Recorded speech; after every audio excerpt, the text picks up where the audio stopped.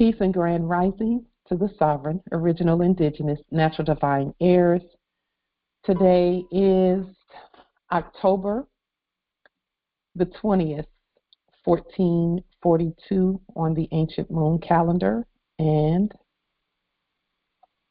1443 on the ancient sun calendar and 2022 on the Greco-Roman calendar. All rise and stand and remain standing into perpetuity. This is a sovereign living ancient. Article 3, Moorish American, Al-Moroccan Court Action. We are the sovereign living justices in capitis diminution nolo, in red ink, in propria persona sui juris, in proprio solo, and in proprio heredes. I am like Tajiri Bey, and my sovereign-born appellation is Pauline Denise Ritchie. Both are in capitis diminution nolo, in red ink, in propria persona sui juris, in proprio solo, and in proprio heredes. All Moors are the original, indigenous, sovereign, ancient, Al-Moroccan, Moorish American, ascendants of the great pharaohs of Kemet and of the ancient Moabites and Canaanites. Our full faith and trust, our allegiance, our credit, and our energy are hereby vested in ourselves, for we are the people who are the original, indigenous, natural, divine, sovereign, ancient empire state for Morocco. We are the de jure Moorish National Republic federal government. We are Washington District for Columbia. We are the Universal Moorish American Consulate and the Article 3 Moorish American Consular Court. Today, we are exercising the law by our sovereign capacity, which is the original, indigenous, natural, divine, sovereign, ancient, Article 3, living United States District for Columbia Court. And we are the sovereign fiduciaries, receivers, secured creditors, executors, trustees, ministers, possessors, and beneficiaries in this cause for action. We are peace. We are one nation. We are one state, one empire, and one God. We hereby accept our sovereign ascension, issue a universal creditor's bill for possession against all judgment debtors, and exercise all sovereign rights at this time and at all points in time, nunc pro tunc. Islam.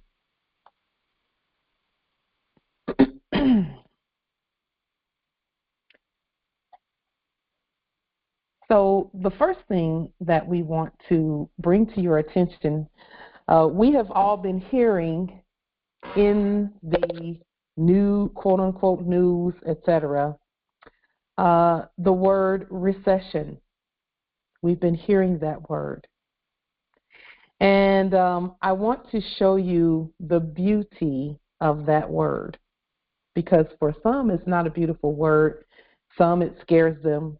You know, you just have to know what that word really means, especially for us and especially now. So let me put that word on the screen. Recession.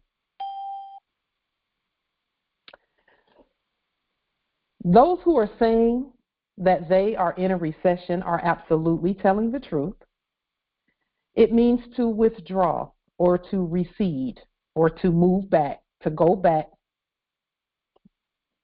to move backward, the act of receding.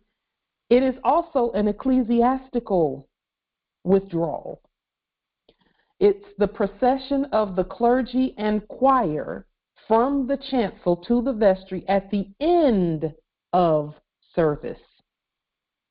At the end of the service. And it says the service, we know that, again, they are servants. Those who are saying those things are servants and subjects of the Moors. And they are letting everyone know that, yes, they are withdrawing. There's another definition here, number 4, in economics, a temporary falling off of business activity during a period when such activity has been generally increasing, as during that after a depression. So they're saying that a recession happens after a depression. And that's an economic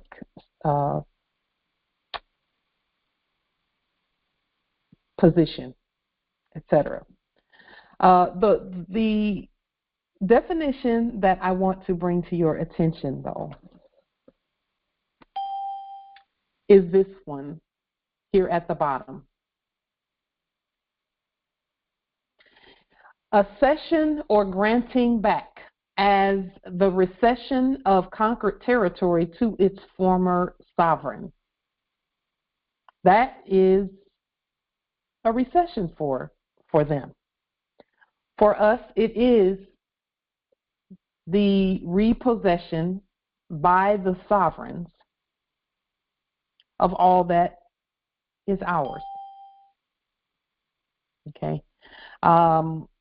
When you hear the terms migrant and immigrant, those words indicate that someone's been granted something for a specific time, and then when that time is up, they go into those who had something granted to them go into recession, and the former sovereign, well, and we're not former, we've always been here, the sovereigns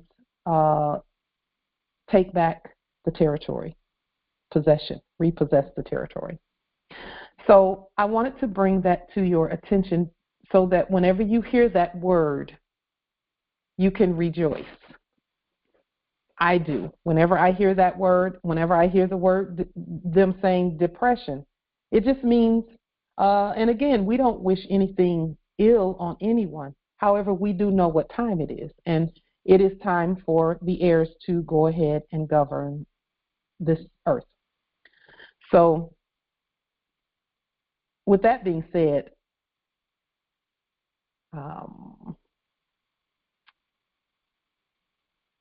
let me pull, let's start with the first part of our discussion. That's one moment. I'm making it smaller. Okay.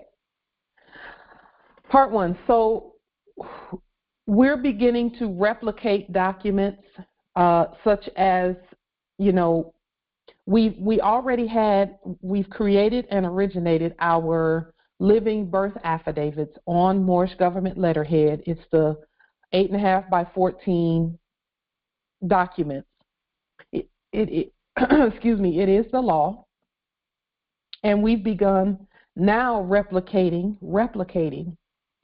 the birth certificates that were issued by the dead, the United States Corporation Company, the dead one. Excuse me. And so in replicating those birth certificates, we want to make you aware that those birth certificates that you are replicating are controlled documents. All of the documents that you replicate for commerce are controlled documents. And a controlled document means that the original document is to be kept in your private document libraries. Okay, you don't send a birth certificate that you create out to anyone. You can make a copy of it and send a copy of it, but I wouldn't even send a copy really, because who needs it? And what do they need it for? And again, if you're doing commerce a certain way and you're led to make a copy of it and put the copy out there, then by all means do so. But it is a controlled document. For example, my Moorish state driver's license. I have a driver's license issued by Washington, which we issue that because we're Washington.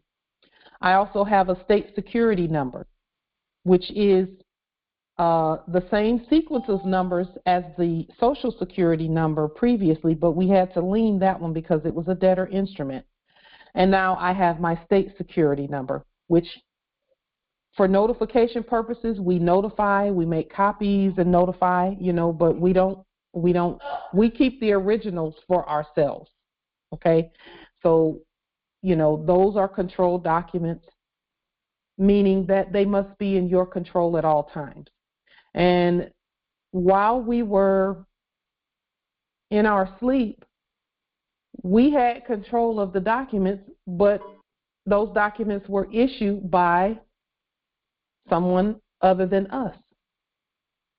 And, you know, whenever they said, okay, you got to give that back, then, you know, people would give it back. For example, passports. They would just nullify a passport in the debtor system and just say, nope, you can't use that. And then whenever anyone went to go and travel with their passport, if they owed a debt, they were held in place, if not arrested for trying to use it. There was only certain places they could go with that thing, you know. And so when we create our passports and things, those are controlled documents, and we keep them in our possession and don't ever give them to anyone else. We can show them, but we don't let them handle our documents, because those are state documents that only the sovereign state should have anything to do with those documents. You know, again, you can show them to show that you have them. You can put them on a public record, etc. But as far as someone actually handling them and having control over the actual document itself, that should stay with you. Okay. The original Gold-backed United States Corporation Company birth certificate that you created is a controlled document. The original Gold-backed state security number card that you replicated is it's a controlled document. The original Gold-backed state driver's license that you replicated is a controlled document. And again, if you've not done these already, don't worry about it. You'll when the time it comes for you to have commercial documents where you're doing commerce lawfully, gold-backed commerce, then you'll have them. And then for those who want to go ahead and create them, go ahead and replicate them. And they generally look almost exactly like the ones that were issued previously by the dead. Any documents crafted under the protection of our living United States Corporation Company. So we do not give our company documents to other international quote-unquote governments. We can share it across states and business to business. And then we post them when we get into our buildings, which is what we're going to discuss today, or continue discussing today. So the public trust, because that is the trust where all things are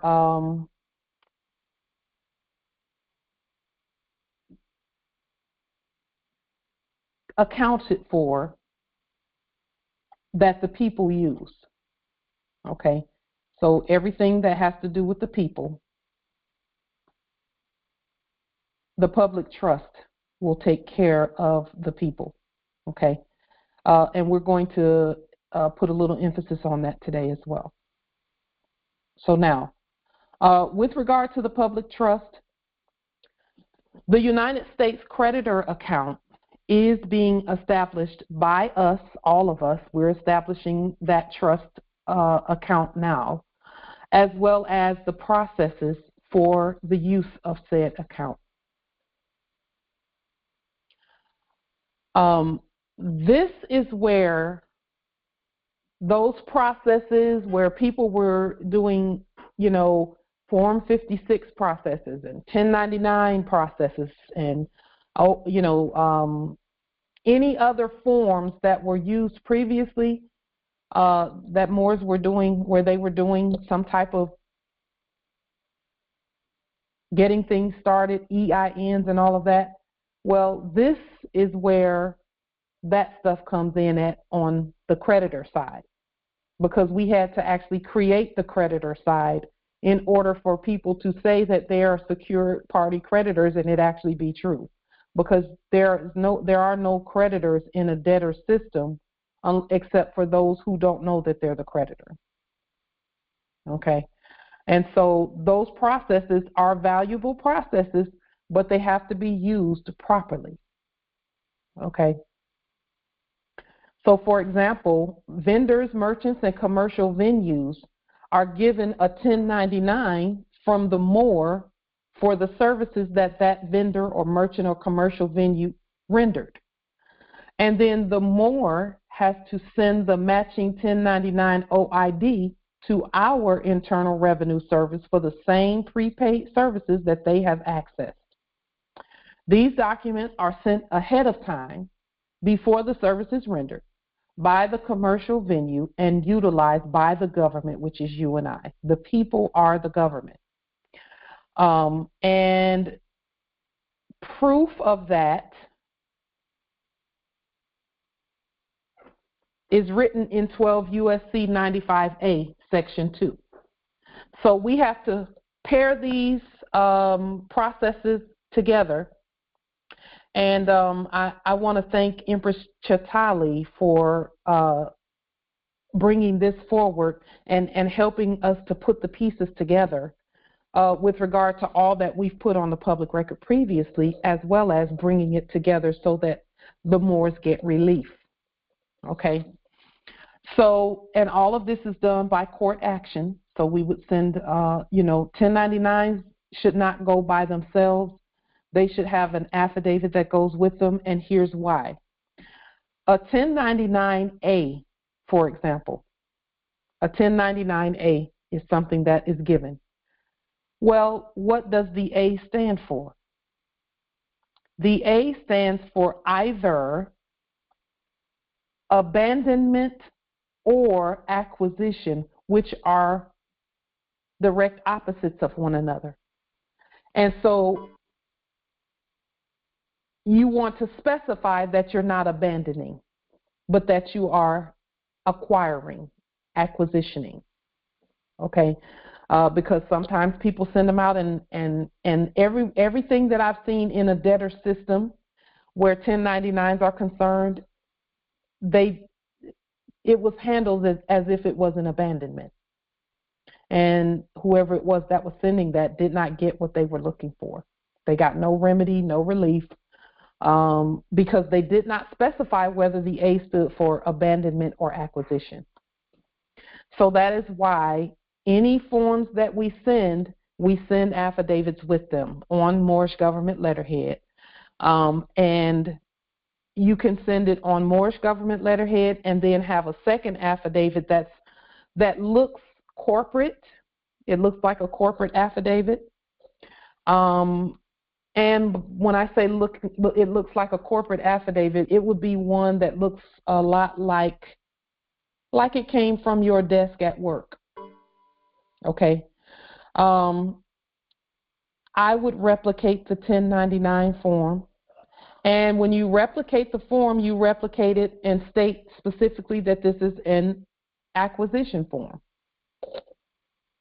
And thank you for that question, Empress Shasha. Yes, replicate the 1099s and the 1099 OID.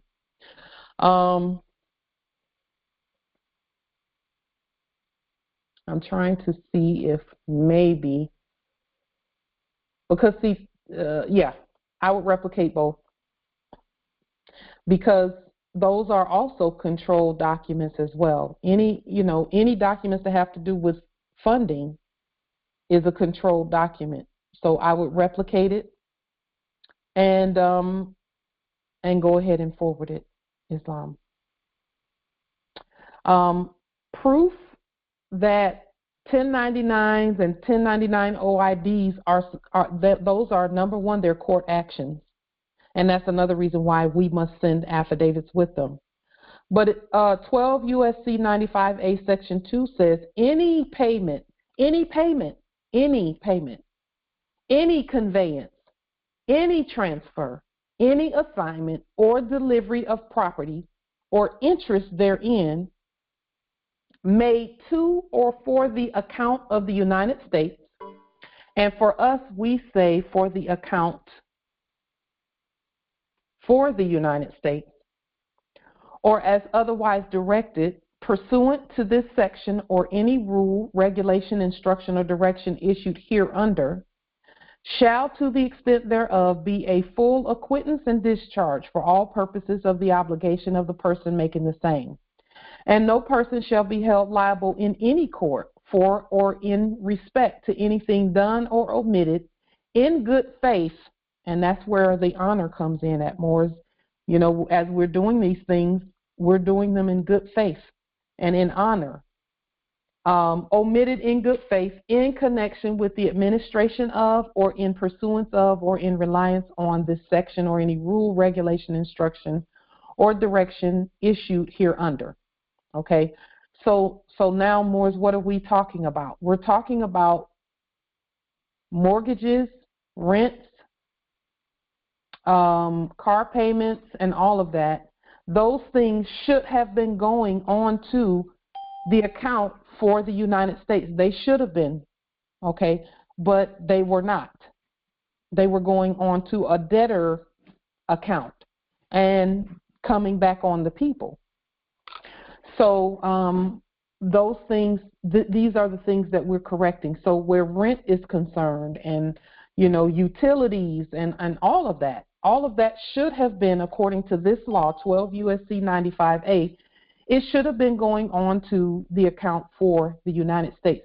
But we had to create that account by doing what we're doing, coming together. In the chat, I see something that says order the 1099s from the IRS. They don't accept copies. We're not giving copies. We create originals. Those that they're giving out are actually copies. They come off of a copy machine. We create originals. And I'm, you know, for those who want to do what's been placed in the chat here, feel free to do that. And if it works for you, high honors. We know that when we create something original, that it's created in our sovereign state. See, those forms were created in fraud. That which starts in fraud stays in fraud, and that's why we've been doing it that way. However, again, we can't tell sovereigns what to do. So if sovereigns want to order something from them and pay them some fiat or whatever, or even if they're, you know, supposedly free, you know, we can't tell sovereigns what to do. So with that being said, that is why we create our own, because everything that we do starts in truth. It's original, it's indigenous, it has our creative energy on it, and it is as valuable as an original painting or some original artwork as done by the original. So that is why we replicate and recreate, because we're actually creating from the very beginning. Okay, this is the beginning, really, because the other is in a recession, so it may not even be anybody there to send you that, you know. And we, you know, again, can't tell sovereigns what to do. Sovereigns are going to do what they want to do regardless. And so we just put the information out there as given to us by the ancestors. And we honor all that the sovereigns are doing. I will put a link to 1295A in the chat for those who want to take a look at that, because it's only through the courts, our courts, that any of that gets done. Our courts have the final say on everything, the first and the last word on everything that has to do with us. And so when we create the form, no one else can tell us what to do with the form. Okay, we do what we do with our forms because this is our sovereign state. And I will say this too, that, you know,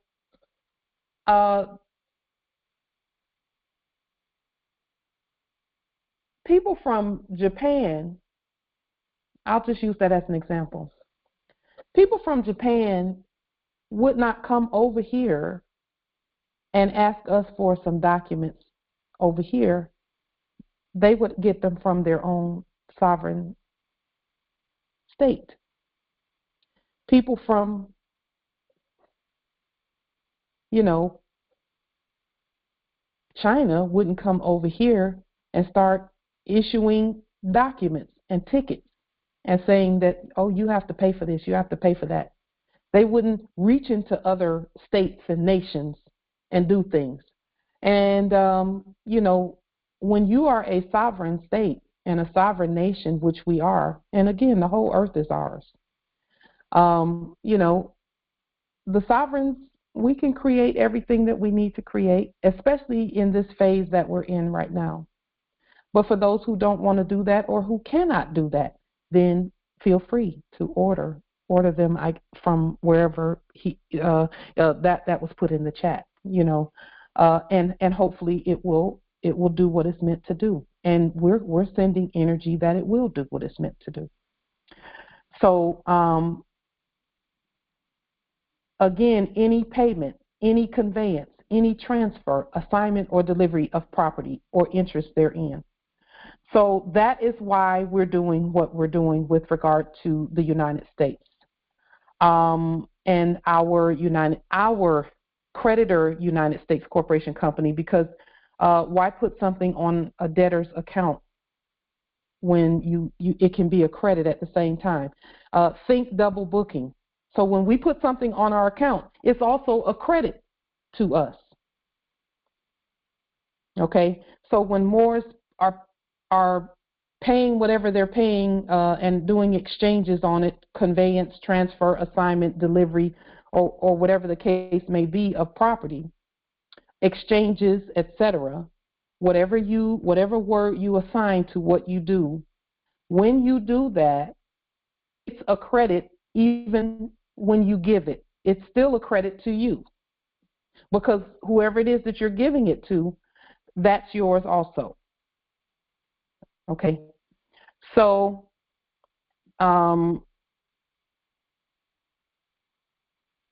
enforce the Constitution. So now with what we've said here about 12 USC 95A and everything being, for example, a demonstration that I would suggest Moors do, just to demonstrate it and see how it turns out, is where, for example, if you have a lease, a 12-month lease, or if you're considering a 12-month lease, go ahead and issue the 1099A and 1099 OID for the entire amount ahead of time. And then, of course, have your documentation on the public record. Have your name change in judicial proclamation, a lien on the nom de jure and the social, a lien on the United States Corporation Company, the dead one. Have all of that on the public record. And then do the demonstration and see how that demonstration turns out. That is what we're going to do. We know what 1099 OID and 1099A are for. Okay. And there are Moors who are more well versed on 1099, that whole process, than we are. So check them out, look them up, look it up on YouTube to see that process, and then do your own study with the 1099 process before you do the demonstration, and then demonstrate it. Okay. So now, with that being said, I have a question to ask, and I will open the meeting. You can unmute yourselves for this particular question. So aside from those who I've had this conversation with over the last couple of days, does anyone know where the Section 8 housing program comes from?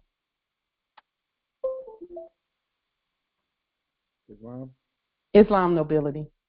I'm not 100% sure, but I think it comes from the New Deal back in the 30s. Partially. partially. All those so-called public programs. Mm-hmm.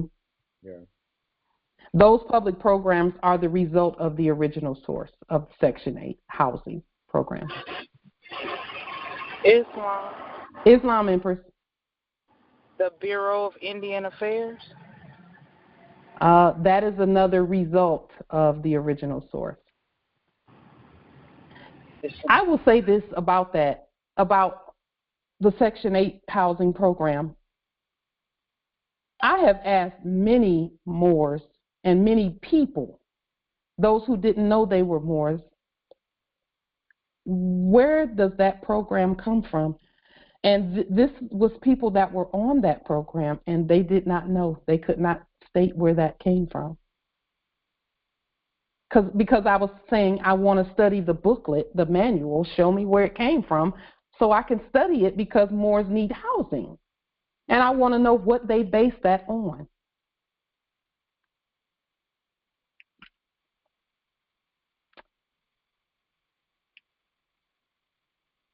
Anyone else?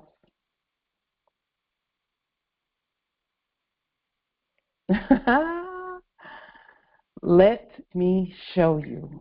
Islam. Does it have anything to do with the military? That is a result. It's a result. That's another result of where it originated from.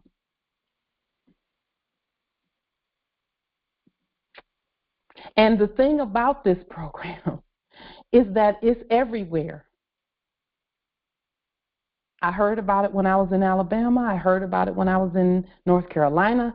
I heard about it while I've been in California or here at Seattle, Washington Territory. I've heard about it everywhere, and I'm like, where does this come from? Because Moors need domiciles. So let me show you where it came from. And Justice Apollo, all of those programs came from this one document. That document is the Constitution for the United States. So when I say enforce the Constitution, Section 8 came from Article 1, Section 8 of the Constitution. That's where it comes from. And that's why they were calling it Section 8. That's why they called it that.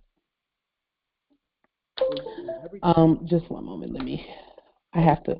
Everything that they do absolutely comes from some form of, they have to legislate it first. And that's what Article 1 lays out, is how the legislation is going to be done in the Republic. And something else that's kind of interesting too is that Article 1 actually says that they can only legislate things if we approve it first. But they've been doing it without our approval because, we're just now waking up and everything like that. Islam. So, yes, Islam, indeed. What did I pull up here? Just one moment.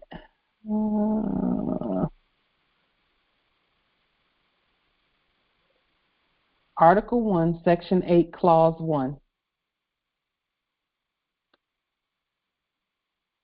This is what it says here on the screen. Article 1, Section 8, Clause 1 states that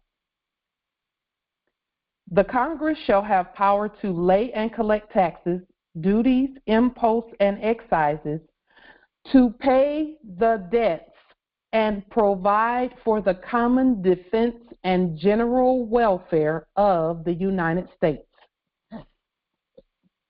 That statement right there is where welfare,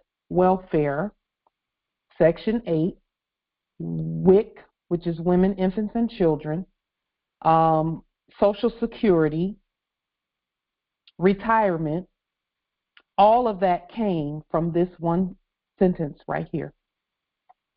The general welfare of the United States. And who is the United States that needs this general welfare? It's actually the government, the people. The general welfare of the people. When you think about welfare, of course it has a horrible, connotation for some. They make it seem like the people, that's just a program for people who are lazy and la, la, la, la, la. No. Let me explain something to you. Of course, they twisted it. Of course, they had it backwards, upside down, and wrong. Meanwhile, they were using it. That general welfare clause, some of the people in some of the biggest domiciles on this landmass was using that to be in those domiciles. 10,000, 15,000 square feet domiciles, using that clause right there. Can you show us some examples of that? Sure. So let me I'll show you, instead of showing examples, I'll let you research the examples and I'll show you how they did it. You can research the examples, because researching the examples is going to mean looking at, because see, you're not going to see Section 8, how you would actually, this is where the research is going to tell you that that's true. Look at a list of houses that were put on a Section 8 list for the past 20 years. Find a Section 8 list of houses from the past 20 years and you will see. But go look at, for example, the Hollywood Hills. Look at their social program offices and then look at the list of Section 8 houses there, or some other, supposedly high-end place. So now let me show you how they did it.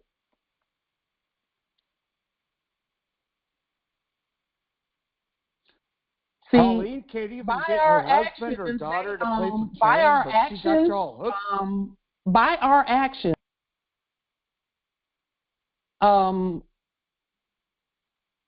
we are making all services that were meant to be public again, which is called the Reepublic. Okay? So here's the thing about the domiciles too. Any company like, for example, quote unquote, BlackRock. Some may have heard, and you can do the research on BlackRock. That's one of those corporations that were buying up all of this real, quote unquote, supposedly buying. They were using fiat, it's debt, because they were supposedly the wealthiest corporation a year ago, and today they're bankrupt because we said everybody's bankrupt, because they are. We leaned everybody.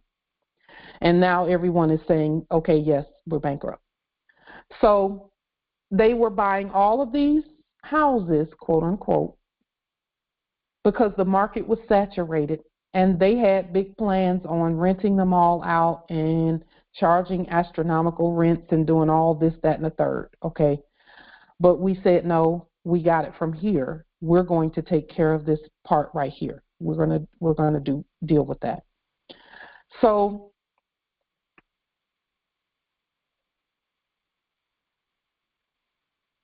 that was actually making private that which should have been public. Housing is a public issue, not a private issue.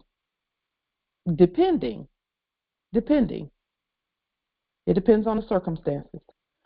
But for those who, for example, if you have a corporation and you don't claim any income, then you're eligible for Section 8 housing. You can be the CEO, but if you don't claim any income, you're eligible for Section 8 housing. That's how they did it. Because they're crafty with the language. It's the words. And I'm not even mad at them. It's the words that they used.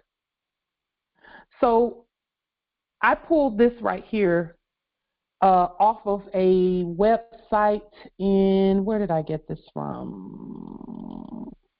I believe it was the HUD website, maybe, or maybe it might have been the. I got it from one of those websites where you Google Section 8, and this site came up. It says the Housing Choice Voucher Program, which is what they changed the name of the Section 8 program. They changed it to Housing Choice Vouchers program, is the federal government's major program for assisting very low-income families, the elderly, and the disabled to afford decent, safe, and sanitary housing in the private market. Well, that's government and private, that's public and private working together. And that's not a bad thing. It's not a bad thing for public and private to work together. But who is it helping? Since housing assistance is provided on behalf of the family or individual, in other words, it's not provided to states and governments. It's the states and governments govern it, and then families and individuals and participants are able to find their own housing. And again, find your own house, pick it, including single-family homes, townhouses, and apartments. So that means everything, everywhere. The participant is free to choose any housing that meets the requirements of the program and is not limited to units located in subsidized housing projects. So they're telling you right there that it can be any house. It's just that most people who fill those types of documents out, they assume that because it says low income, they pick something low income, quote unquote. But the word income has been misused and abused and put on people who are the heirs. Listen, Moors do not collect income. We are compensated. And we've heard our teachers talk about that. We have no income. We're compensated. And we have salary or pay or SALT pay. For us, it's SALT pay. And we know SALT, saying that we receive SALT pay, goes all the way back to the beginning of the word salary, which came from SALT pay, because we used to pay our military with sea salt because it was so valuable. And when you realize what sea salt does to our bodies, you'll understand why they gladly took sea salt as pay. But if you look up the word salary, it will say SALT pay in its original form. So we don't have income. We are no income people. And so it all depends on what you call it. And all of those who were the heads of these, or pretending to be the heads of these corporations, they know that whether you get a tax break or not, and whether you get a domicile or not, has everything to do with the words you use.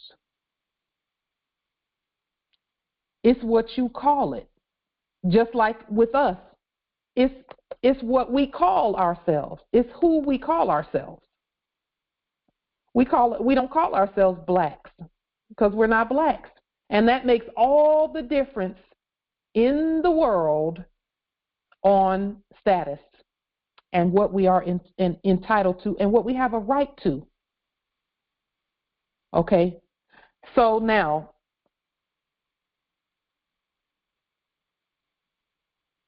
here it says, housing choice vouchers are administered locally by public housing agencies. Well, what happened to the Reepublic? What happened to that? Public money going to the private market, okay. Someone builds some domiciles, they build houses, and they put all the houses into the Section 8 program so that they can get regular payments for them. I don't see anything wrong with that. The public housing authorities receive federal funds from the U.S. Department of Housing and Urban Development to administer the voucher program. Now, one thing I do know too is there are some, for example, let me give you an example of a Section 8 house that they're not saying is a Section 8 house, but I know it is because I know who it belongs to. Those houses that those that were doing business as governors lived in. I already know that's a Section 8 house. I know that. I know it. And someone can prove me wrong on that if you want to prove me wrong, but I know those houses are Section 8 houses because I know they're not paying to live in them. But I know that there's accountability on the public record. We just never see it. So if someone could do the research on that, I've not done the research on that, but in my spirit, something tells me that they put it there under that program because I've been looking at the program. General welfare of the United States, the governor's, that office is a United States office too. That's how I know that it went under something like that. So it says a family that is issued a housing voucher is responsible for finding a suitable housing unit of the family's choice where the owner agrees to rent under the program. That's really the only qualification is whoever owns the domicile. It doesn't matter. Listen, if I own a domicile that's 10,000 square feet, which I don't at this point, and I want to put it in the Section 8 program, I can put it in the Section 8 program and rent it from myself. It says here, this unit may include the family's present residence. It says it right there. So this domicile or any domicile, and anyone can do this. But it has to be done with us being in our proper status. And then we use our all caps that we've taken complete control of by way of fiduciary document and our statehood.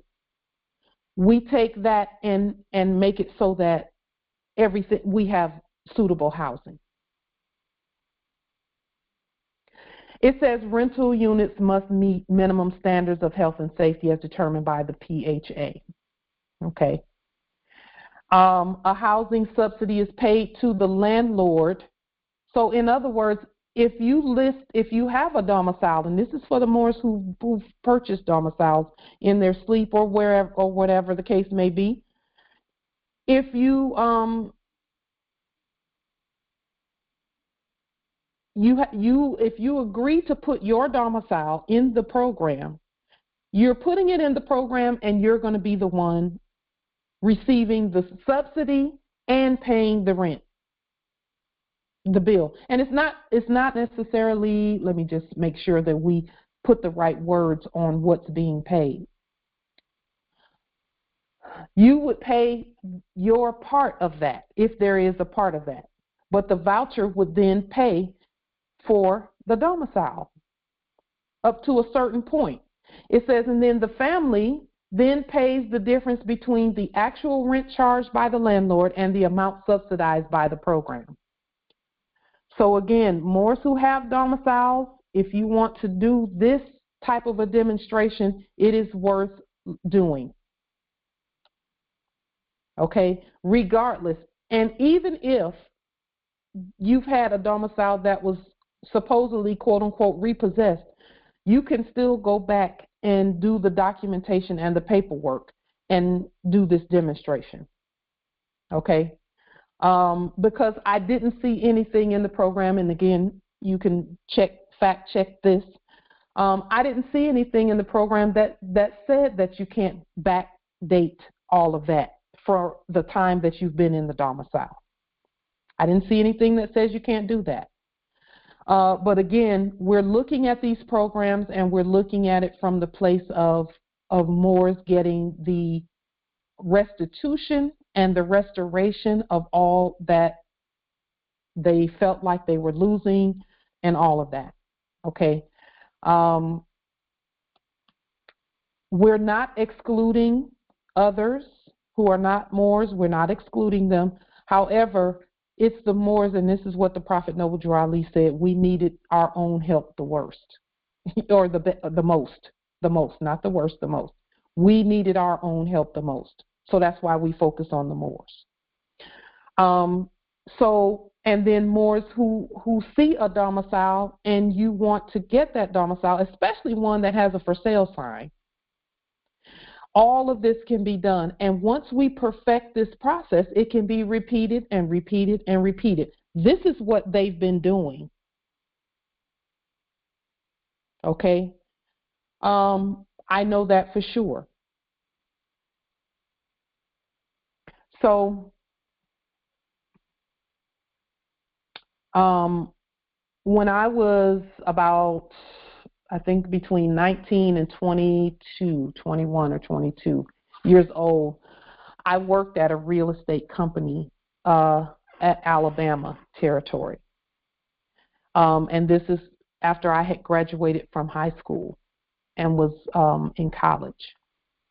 And those who had second and third in quote unquote investment properties, what they would do is they would get another property and immediately put it on the Section 8 list. And some put 3 and 4 and 5 properties on the Section 8 list. And then what they would do is pull the equity out of the house and use that equity for whatever else they wanted to use it for. And then let all of that be paid by the Section 8 program. Meanwhile, this is the part that's most important to me. Meanwhile, families had domiciles. Families had domiciles and places to go and places to a roof over their head. And a lot of times they were nice ones too. 3 and 4 bedroom, 3 and 4 bath domiciles at Alabama territory. And it didn't matter whether it was new or older. They still were able to put them on the list, and they would, whoever the owner was, would partner with the real estate companies in order to market the domiciles. And then families and the state knew to call this particular place and send families so that they could look at the list of domiciles. And they would simply give the families the list of the addresses and then have them go and look and pick one. And then if there was one they wanted to see the inside, they would go and look and see. So I'm looking at this both from the top down and from us up, not us up, from the bottom up and from the top down, because we're up here. In terms of governing the program, as well as those who need to use the program to get domiciles. Okay? So I think that it's important that we replicate this program as well, so that Moors can get domiciles. And again, you can choose whatever domicile. And then Moors who have mortgages, again, we're doing this in our own sovereign state. We're not doing it in a debtor system. We're notifying them, and we're notifying custodians. We're not talking to corporations, so it's important that you lien everybody involved in the process before you do the process. So lien everyone involved, all of the corpses involved, and then do the process. Okay? And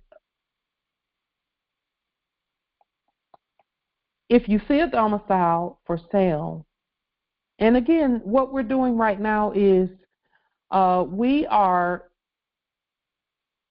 providing remedy in doing these demonstrations. Okay? These are demonstrations that we need to do in order to come back together and say, okay, this is what happened with this demonstration, this is what happened with that one. Okay? And that's why we're looking at everything that's available to us in order to get the Moors housed who need domiciles. The processes are important. Okay, we cannot ignore the processes, just because we're the heirs. Okay. Thank you in the chat, Empress, who stepped up to say that she would like to assist. Assistance comes in the form of picking a domicile, whether it's for sale or abandoned or vacant or whatever the case may be. Pick a domicile, and you'll have to do a lien on, again, everything. It's going to be some paperwork now. You'll have to do a lien on everything and everyone. And then, yes, Empress Shasha, it sure is. It sure is. Yes, absolutely. Empress Shasha's question is this process available in the islands? It's available everywhere. It's available at UK. It's available everywhere. And again, it's Section 8 of the Constitution. So wherever the Constitution is available, which is earthwide, this process is available. It absolutely is. And by the way, we're governing all of the places. So even if the process is not there, we can put it there. Because we do know that the market is saturated because there are so many domiciles that are not being utilized. And that's everywhere. There are domiciles. And then even in this process, there is room to renovate and to fix up the domiciles as well. Okay, so these are processes that we definitely need to look at, and then also put 12 USC 95A with that, with regard to payment and all of that. And also then look at the Section 8 process, pull all of the documents in, and we've received some really good information and some really good documents where for people who have had Section 8, and we're going to replicate those documents and look at what we see in the documents, because just looking at the documentation that I've seen over the last 24 to 48 hours regarding Section 8, the people that are administering the program don't even know how to administer the program. They're not, they don't really know how to do that. So, we're going to implement it in our sovereign state and go from there.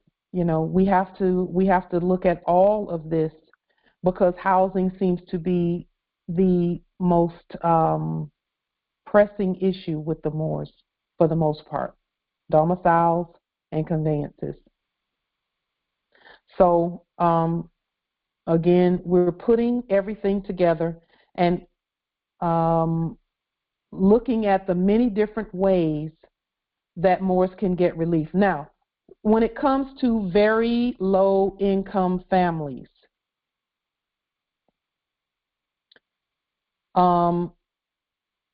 let's look at the word income.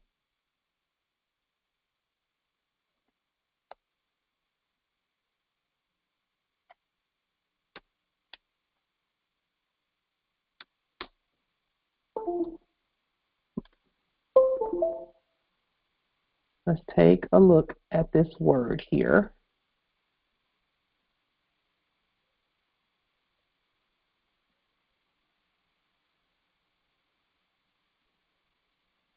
So that we can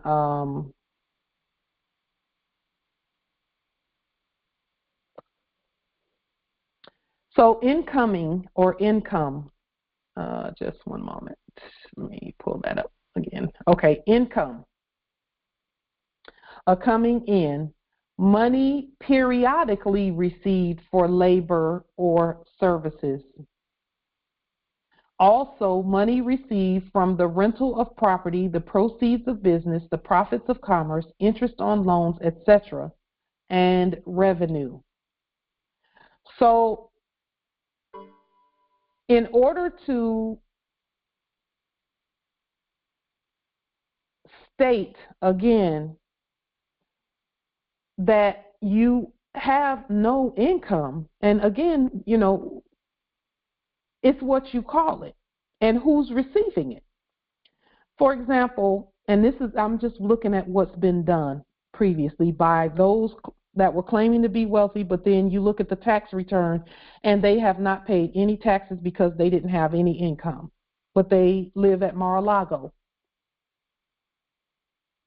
Okay. So,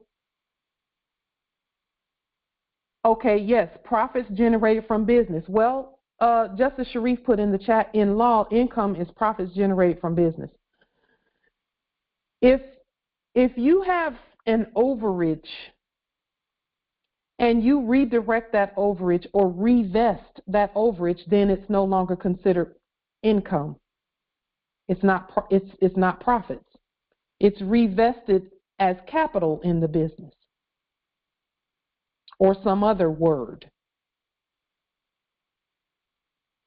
Okay, so income can be, if you don't want it to be called income, then redirect it so that it's not income.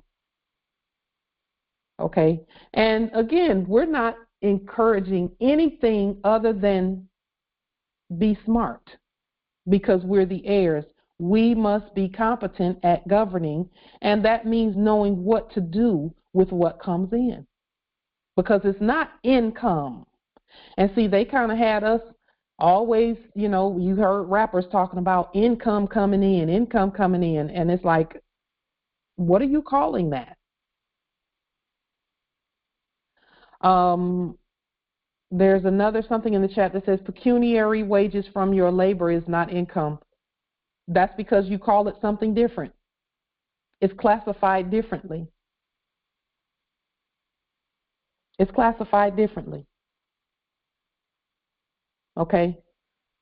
In physiology, food taken into the body. Did you know that food was income? I didn't know that. Income tax, a tax upon a person's income, especially on income over and above a specified sum. So again, when you're talking about those that we, the media had us looking at them as if they were so wealthy. When you say income is over a specified amount,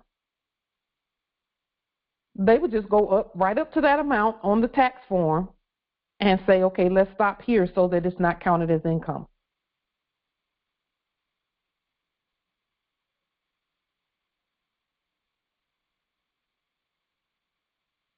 So, our freedom is in the language. It's in the language. It's in the language. And being intelligent and competent about managing and governing the vast estate is in the language also. So that's what we're focused on too, is the processes by which Moors get housing and proper governing of the vast estate by language, through language, the language that we use.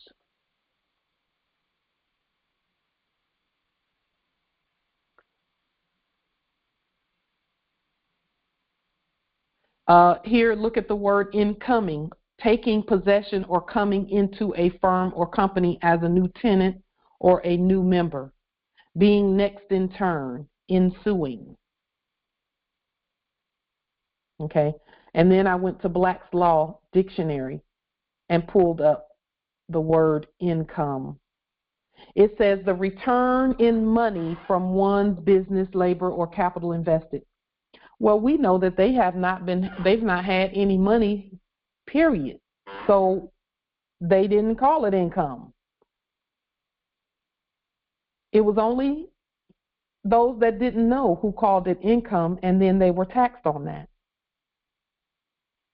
I know when we were in the military, because I used to be in the Air Force many years ago,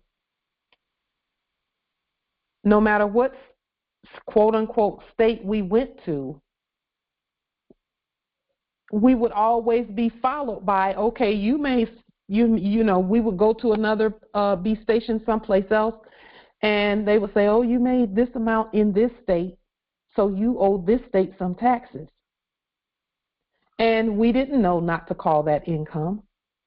It could have been called compensation, because one thing I do know is that the high-up officers never had tax problems.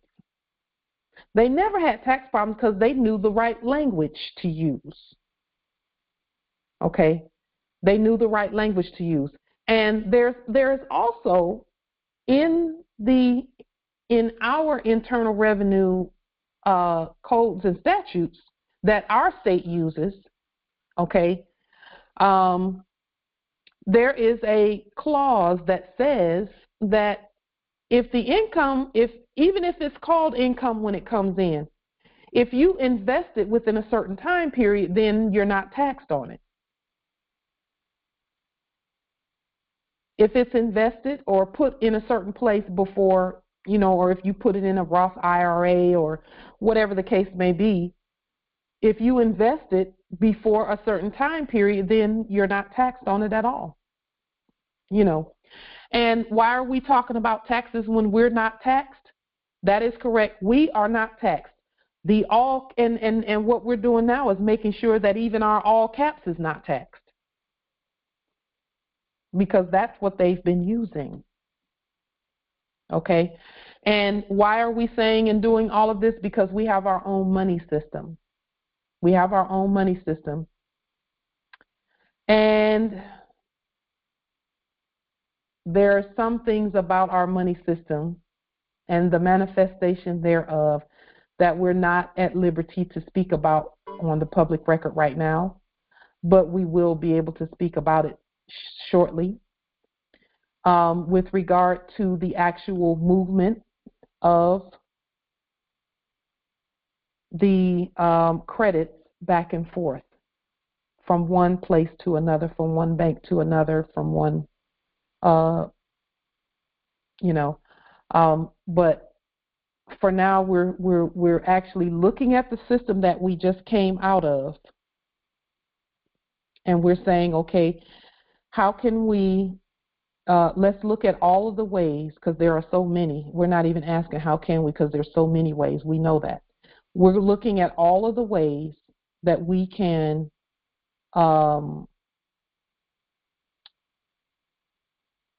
take advantage of our own money system. Okay, we have to take advantage of our own money system by looking at what we came out of and then doing a better job in our own sovereign state. So it says here, the gain derived from capital, from labor or effort, or both combined, including profit or gain through sale and conversion of capital. Again, it's what you call it. Income is not a gain accruing to capital or a growth in the value of the investment.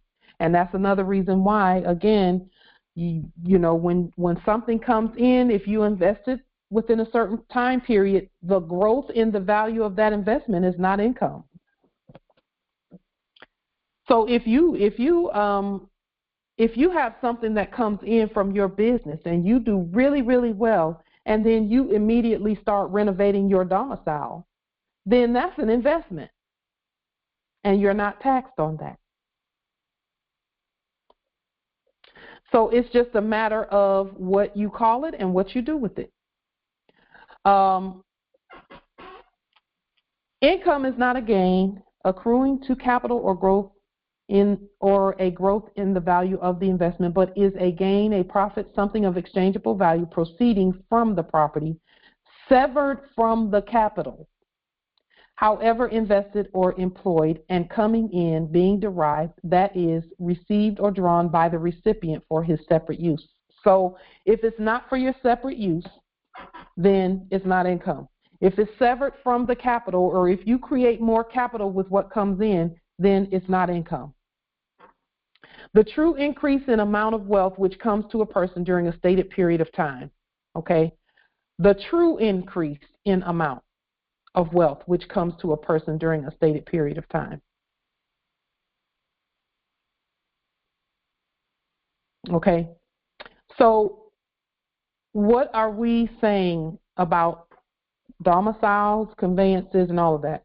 We are preparing the account of the United States, for the United States rather, so that we can get whatever it is that we need. And I would suggest that all Moors go ahead and begin putting things onto the account of the United States. Just put that in your documentation. Do recreate the 1099, and let's go ahead and start doing those demonstrations, because the system knows where the United States account is for the creditors. Okay, there is a document that we did. Let's see. That here, let me pull that document up, because it's going to be important that that document be that we know with regard to the account what was done. Our ancestors knew all along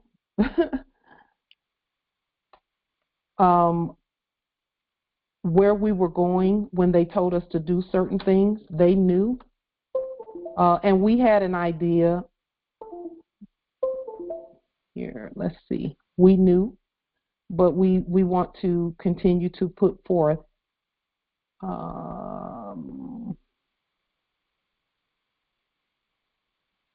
just one moment. I want to pull that document up so that we can take a quick look at it. And this document, we've seen it before.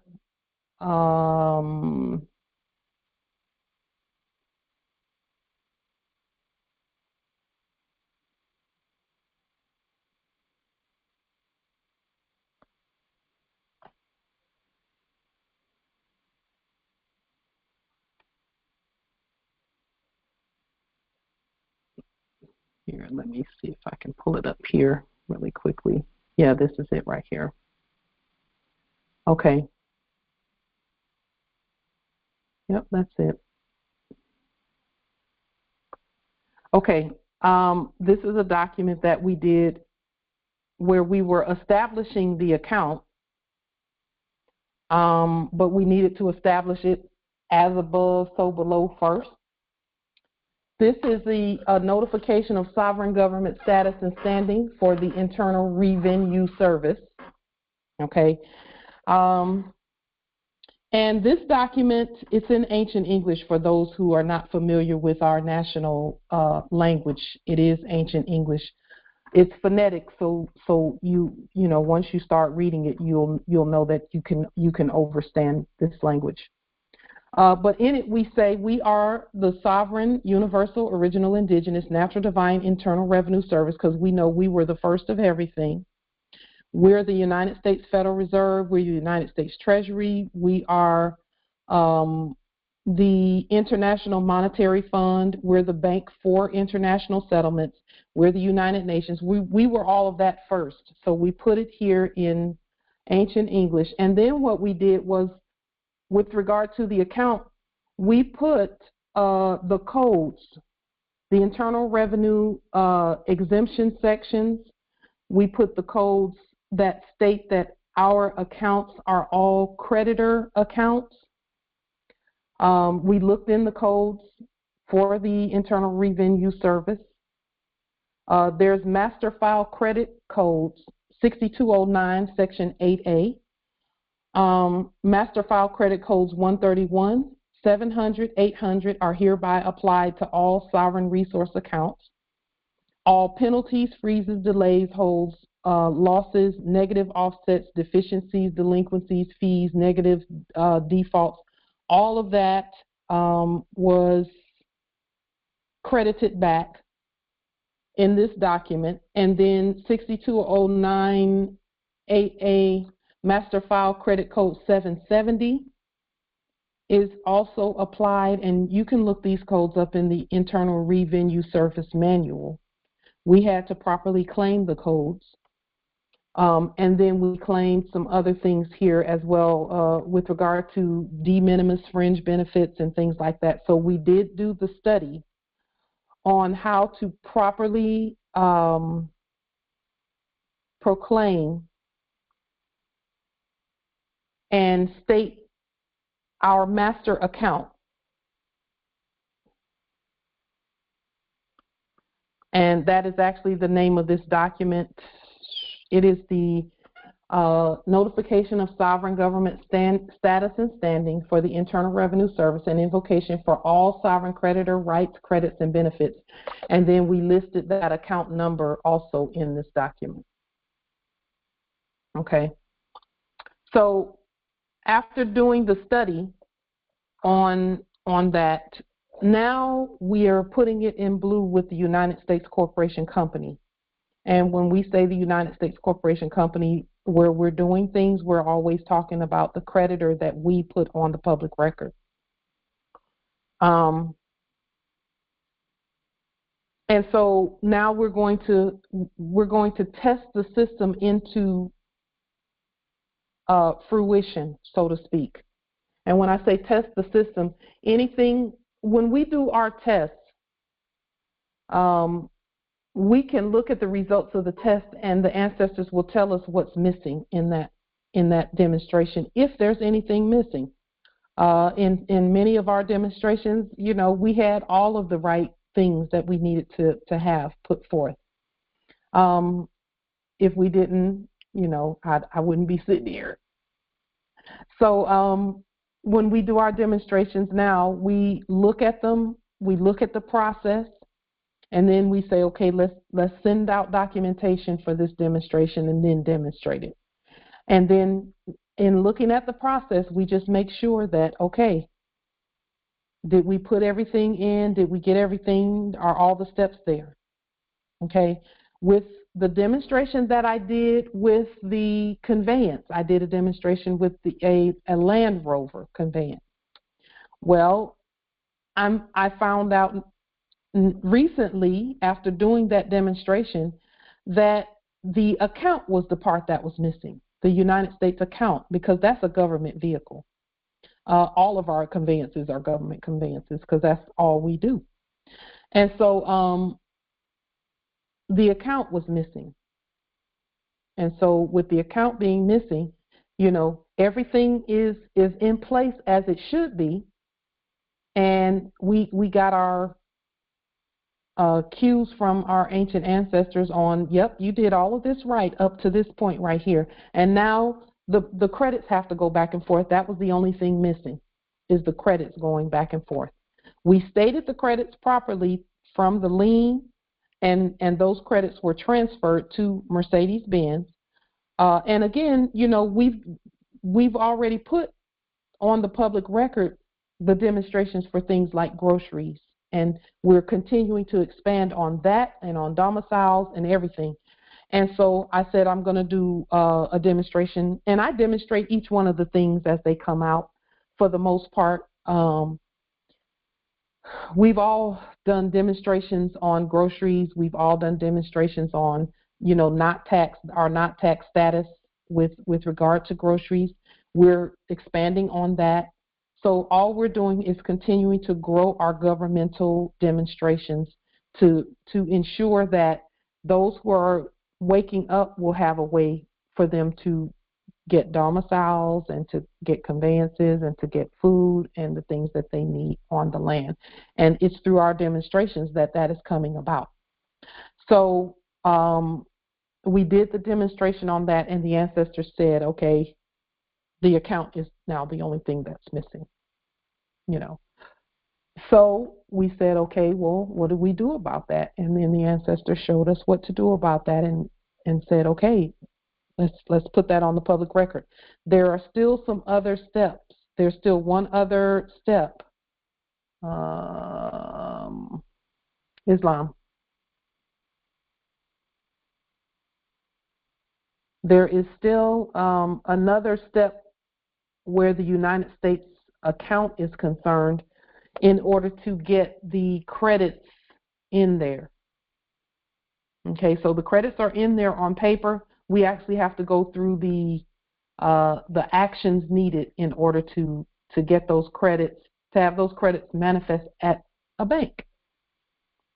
Okay, they are already manifested at our bank, but we want to be able to go out into the territories and have it so that everyone can go and have and see the credits moving back and forth.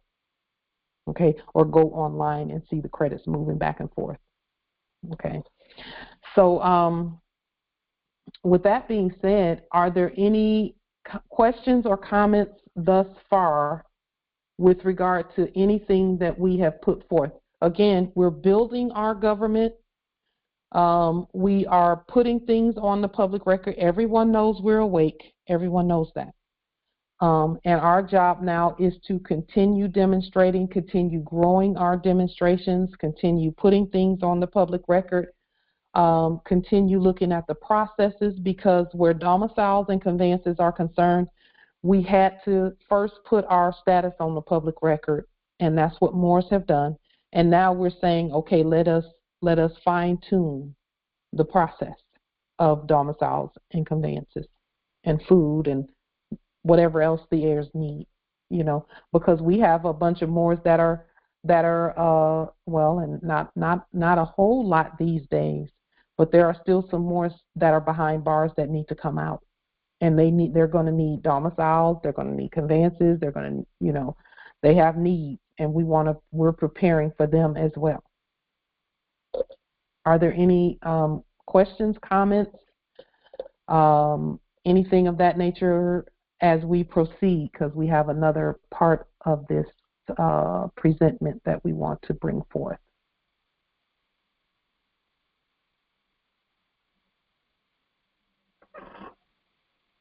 Islam.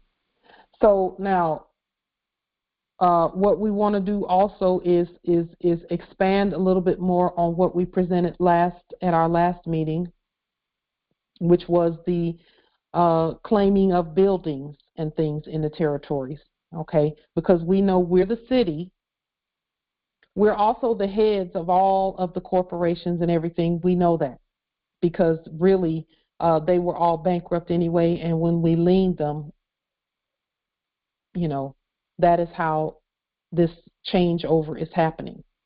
Okay, so with that being said, we want to take a look at in our last meeting, we showed where the process for claiming the building, where that process came in at, because the case study that we looked at was the one with the building down the street, okay, that we claimed. And when we claimed the building, those that were in the building got out of the building, and a vacant sign was put on the building. The international symbol for vacant was put on the building, and I believe we showed you that on the public record. And once we were able to get them out of there, okay, and we did that just by documentation and proving that they didn't have jurisdiction over us. And once we did that and got them out, now we're saying, okay, how do we then go in and get into the building? Now, these processes, some might think that this is not necessary, but it absolutely is, because ancient Rome, the oldest ancient Rome that ruled the whole earth, was us. And this is how we did it. We ruled everywhere, okay? And all we're doing is remembering how to do that now. So with that being said, we did bring up the case study from last week about the building and what the final result is. And so we got the process from start to finish on how to claim the building and then what to do in terms of what happens next.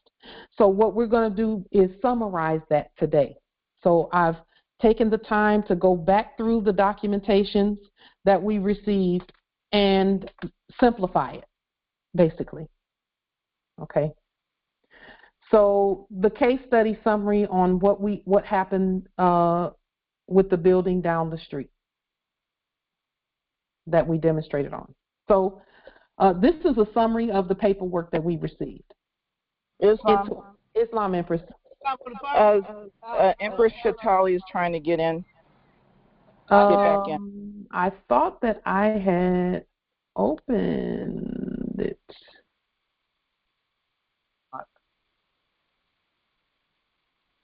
Islam. It's unlocked, Empress. Thank you for that, Islam. You're welcome. So now let's simplify the what happened in that paperwork. It was a 20-something page document. It was actually 21 pages. So this is how that whole thing happened, and then we'll talk about how we do it. 2021, city began accepting requests for amendments to the text and maps of the comprehensive plan. So all cities have a comprehensive plan and a comprehensive map of what the city looks like and what it's going to look like. Okay, the comprehensive maps is, the comprehensive plan is what are the plans for the city. So as mayors and governors of these cities, we have to have a comprehensive plan too. We don't have to reinvent the wheel. It's already done. All we have to do is restate it. Restate, republic. That means state it again. That means make it public again. Okay, we are literally walking through the process of the republic, bringing the republic back to where it should be. By all of the things we've said thus far up to now, and at the same time, we're providing remedy for Moors who need whatever it is that they need. And our focus right now is domiciles and office space and buildings and those things, structures. Okay, 2021, the city began accepting requests for amendments to the text and maps of the comprehensive plan regarding the parcel there down the street. Okay, and when I say the city, I'm talking about the corporate city or the subjects in the office of. The subjects that were previously in the office of, actually, because we're in those offices now.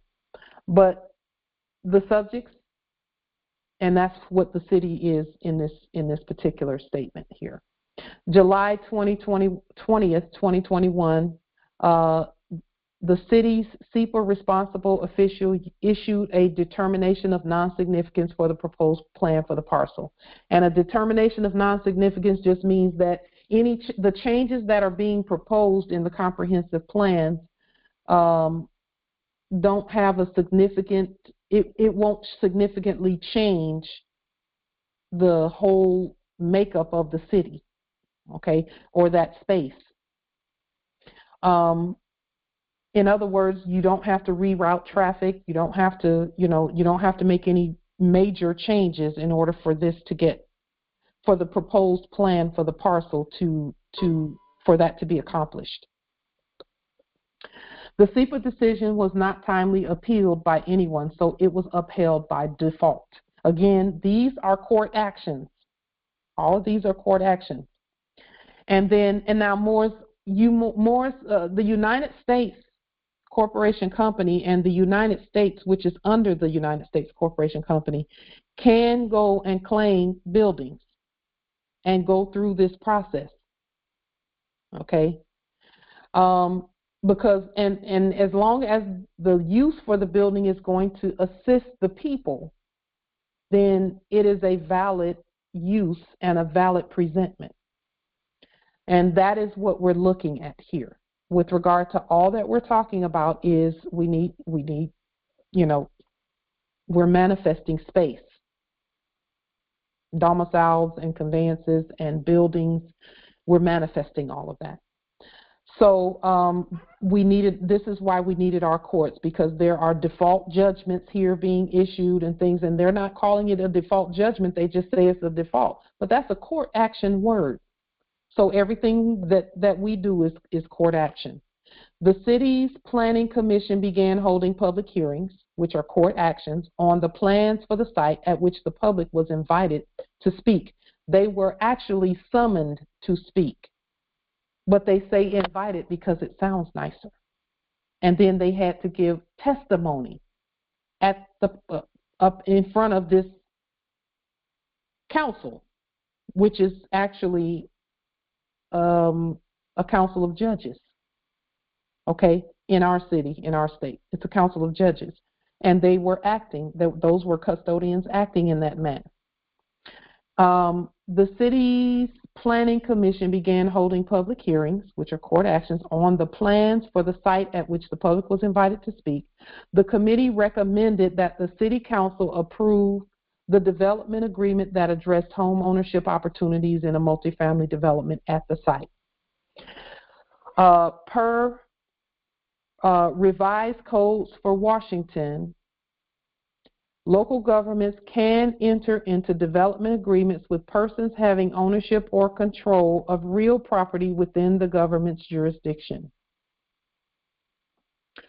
That's important. Islam? Islam nobility.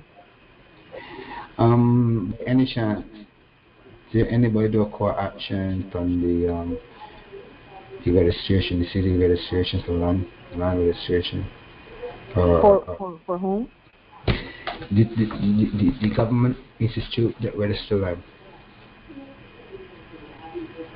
Did anyone do a lien on them or do a court action on the people that register land that claim to be registered of land, of properties? So, whenever Morris asks a question about did anyone do a lien on them, we say go ahead and do it. Well, I did one already, but I'm asking, I'm saying maybe the reason that the team was hold up to the process is if we had done a lien on the USA land and the registration and put a lien on them and own that, we will control the territory that we need to control for anybody giving us any trouble. Yes. So we have done liens on all that were claiming anything at this territory. Okay. Including the United States Corporation Company, the dead one, the debtor. Yeah, I seen that. I was in that one. And all agents, principals, heirs, assigns, and any derivatives thereof. So I get it. I understand you saying all of this. So you didn't need to send one to the land registry, exactly directly to the land registry. You said the land registry? Yeah, that because when you buy property and you own land and you buy houses, there's a recording in the registry of what you own and the square footage and the and also you will see how much the area domicile. So you're talking about a tax assessor. Here it would be called a tax assessor. Okay. And you're at Canaan Lands territory. Yeah. Yes. So yes, we make that a part of our demonstrations to lien all corporations that were doing business as tax assessors. Because what we did out here is lien our land registry and stuff that register land and register property, people's property, and the numbers of people's property, so we lien that also. I can't hear you because there's some noise in the background there. Okay, we put a lien on that so we can control that. Yeah. From the government. Yes. Yeah. And we encourage everyone doing a demonstration to go ahead and put a lien on as well. Yeah, we encourage everyone to do that. Yes, that's great. Islam. That will help with our action. Yes. And Yep. Well, and that's another way to prove that they're bankrupt. Sure. You're so right. Yeah. So that's a great question. Thank you. We know that they are bankrupt first because of the bankruptcy, quote unquote, acts of 1933 and the Banking Act, the Emergency Banking Act of 1933 and all of that. We know that, but we emphasize that and know it for sure when we have a lien that we've done in our hands of whoever it is, whatever corporation claiming anything, we know they're bankrupt because we did it, because we liened them. So here it says, now at number 4, just under the red, it says the city has discretion over the project and may place restrictions on it or otherwise. Discretion and jurisdiction are not the same thing. Discretion is input. But the city does have jurisdiction because it's supposedly a city space. Okay. And again, we're talking about our cities. Our cities do have jurisdiction over the process and the projects.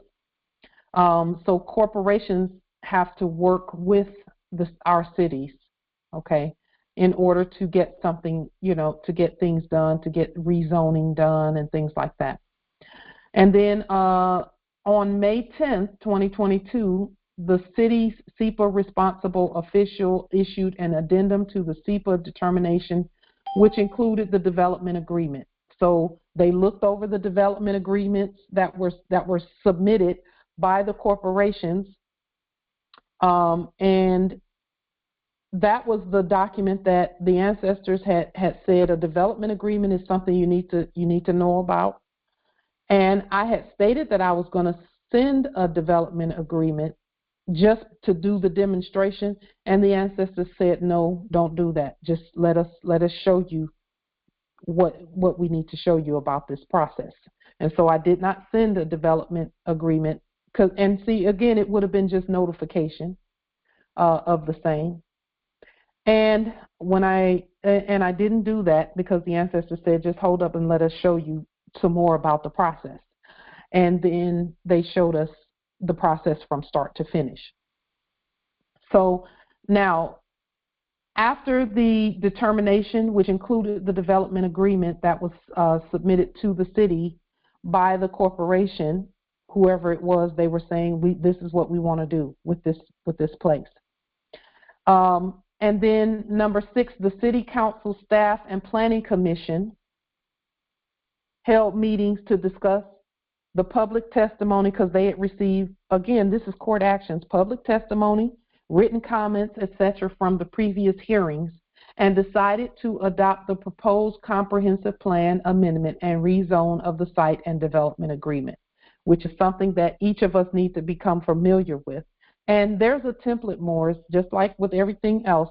There'll be templates of these processes that will be done, so that when it's time for you to do it, you can look at the template, use the template, or you can expand on the template, okay, so that you can get the buildings that you need in your territories. The City Council ordained the proceeding, and you'll also be doing this demonstration in preparation to then start receiving these and governing them, okay? So the first thing that we do is we demonstrate what we learned, and then we start governing that process, okay? The City Council ordained the proceeding and published their findings with supporting policies from the RCW, which is the Revised Codes of Washington, the Federal Way Revised Codes, and the King County Countywide Planning policies, to include Housing Policy 2, 10, and 16. And this is just from me going through the report, looking at the codes and statutes that they used. And again, they were using a template also. So it's not like this was a big, gigantic, long, new process where they just gave it all kinds of thought and all of this kind of stuff. It's a template. Okay. Housing goal, they used also the policies from the housing goal, HG 2 and 4, the land use goal 1 and 4, and land use policy 8 and 10. And then here's the link to King County Countywide Planning policies. Okay, so the county is the banking mechanism by which these types of projects get banked. The city actually gets part of their budget from the county, and the county courts govern these processes. So if there's any dispute that comes up, the city's court doesn't handle that dispute. The county does, because it's related to property, and the property is on the land. Okay. So the decision to ordain the proposed amendment, okay, because eventually they looked at this development process, the development plan and all of that, and they said, and the decision to ordain the proposed amendment to the city comprehensive plan, because see, what you're doing is you're adding your plans to the city's plans. So now when something is changed, the city has to add that into their plan. If a building is remodeled and changed, and the zoning is changed from, let's say from, in this case, it would be from a warehouse to living space, then that's going to change the face of the city somewhat. And so the city has to add what you've done into their comprehensive city plan and map. And that's why the city and the corporations have to work together. Okay, we're the city, we know that, and we're just preparing. We're in the governing seat. Okay, that's why this is so important. So the decision to ordain, and again, this is also an ecclesiastical process. There's an ecclesiastical energy to it, because they don't just proclaim or declare something, they actually ordain the proposed amendment to the city comprehensive plan and map. And in that consideration, this is just a summary of what they considered. They considered public testimonies, supporting development plan reports and amendments by owner, adjacent land compatibility and effects on open spaces, streams, lakes, and wetlands, which is important for us because there are ancient structures around there that may or may not be buried. We need to keep all of that in mind too.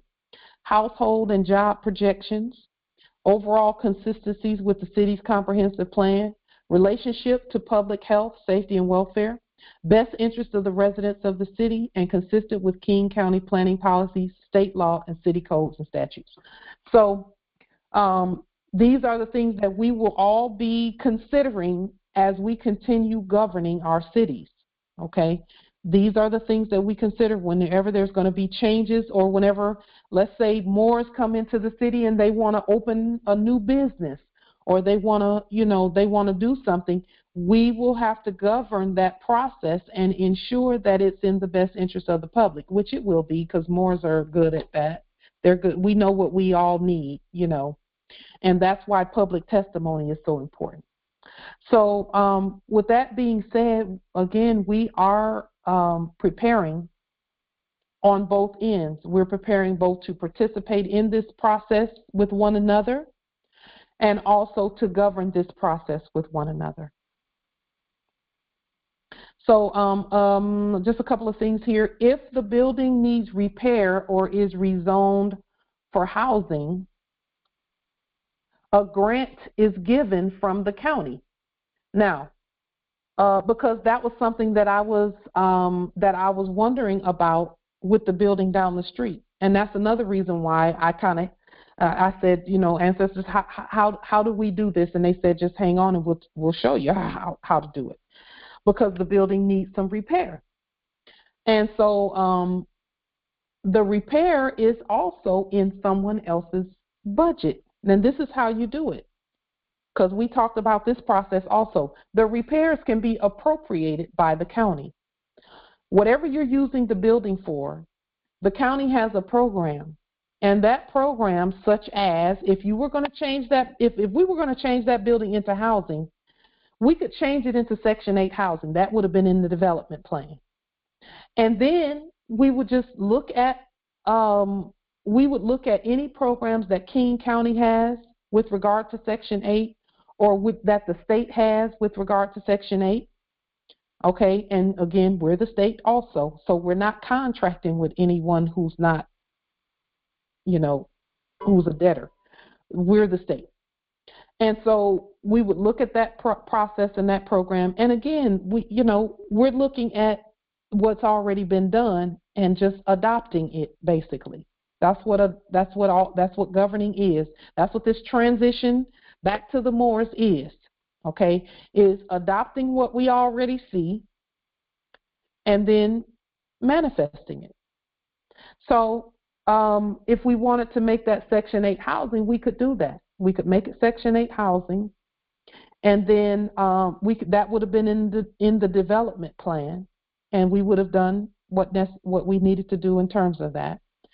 And then we would have gone to look at King County and see what processes they have, because we know they have plenty of homeless programs for homeless, those who are homeless. Or we could go to the state and look at the state level. We could have actually looked at both of those, the county homeless agenda or the state Section 8 agenda.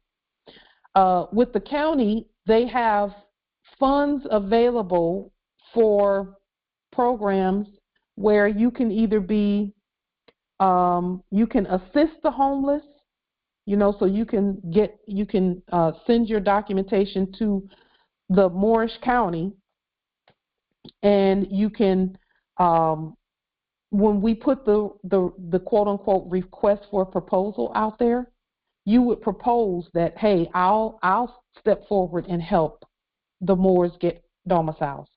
But we help everybody, not just the Moors. We have to help everybody. But with us and with that, the King County, which we know we're King County because we already put the Constitution on the public record and the charter.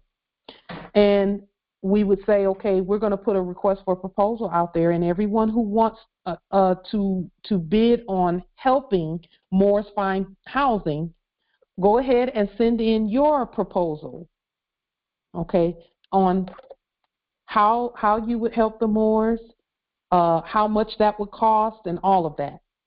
How many people you would have working for you, put that in your budget, and then send it. And we would say, okay, we have $300,000 or we have $1 million available in this particular request for proposal, of which there will be many.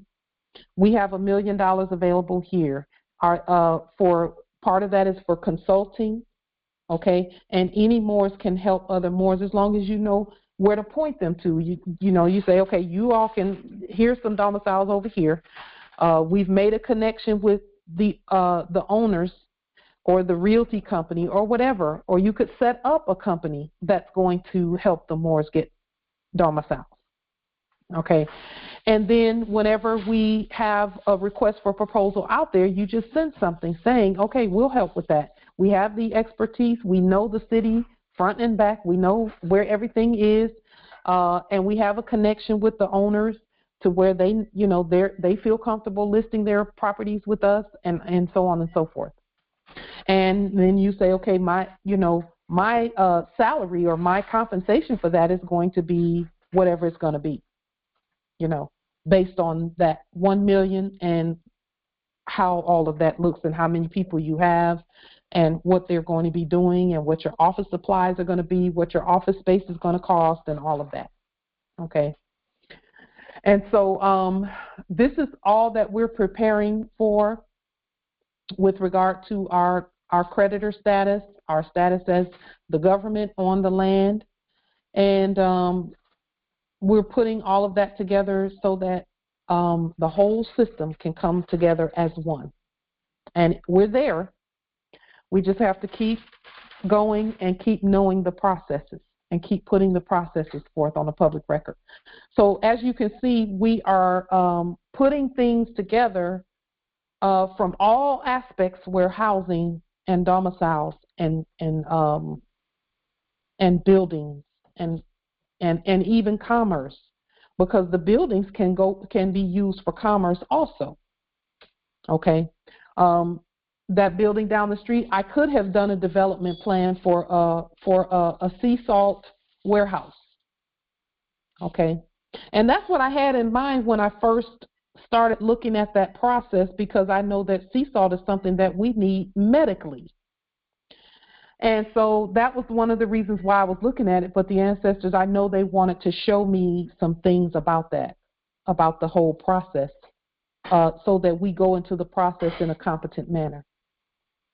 You know, because, you know, even when I was growing up, my mother did things like this. She would write up grants and get grants for the church, because she and my father have a church at Montgomery, Alabama, that's now run by my brother, and they did, you know, all types of. They participated in city and county programs to help the homeless and people who needed help if they were sick, you know, if they had needed in-home care and things like that.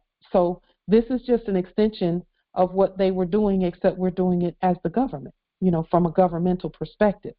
You know, so we've had some experience there, but we're now essentially taking the bull by the horns and saying, okay, all of this needs to be managed and governed from our perspective, you know, so that Moors don't ever go without. And the thing is, everything that we're doing can be replicated at all the lands. As long as there is a constitution. And there is, the Constitution for the United States is an earth-wide constitution. Some don't want to believe that, but it's the truth. That's actually a universal document. And with that being a universal document, it is applicable no matter where we go, because guess what? Our jurisdiction goes with us no matter where we go. Okay? If we go to Japan, our sovereign state and our sovereign jurisdiction goes with us. And the Constitution still applies there. We say, okay, you all are citizens. You still have to follow the Constitution where we're concerned. Okay, and so some people may not have absorbed that part of it, that our jurisdiction is us, and no matter where we go, the Constitution applies. But it is a universal document. So, for example, Empress Shasha. The Constitution applies there because you're original and indigenous to the land. Okay? At the UK, it applies there. You're original and indigenous to the land. And again, that whole financial system pulled everything together. Okay? It pulled everything together. Islam nobility. The Constitution, the American Constitution, the original one, even the one that we have, that our ancestors leave, is also the Constitution of England. It is. Because when the wages of gold was passed and the Corporation of America can show the gold, they had to before lease certain lands to England because they didn't have the gold to show that the other banks was banking into the American corporation with. And that's how the House of England ended up with most of the lands and called it England territory. The whole decree ended up being supposed to be the whatever she calls herself of the lands, which is just fake, right? Of the Caribbean lands and certain lands in America, certain lands in Canada, because of the goal that the Corporation of America couldn't show. They didn't have the real goal to show those people and those banks invested money in America. So the Constitution of America spread all over the world. Yeah, it And is. if people don't know, if you look at every constitution in the world, it based off of our constitution. It is real. Mm-hmm. All over.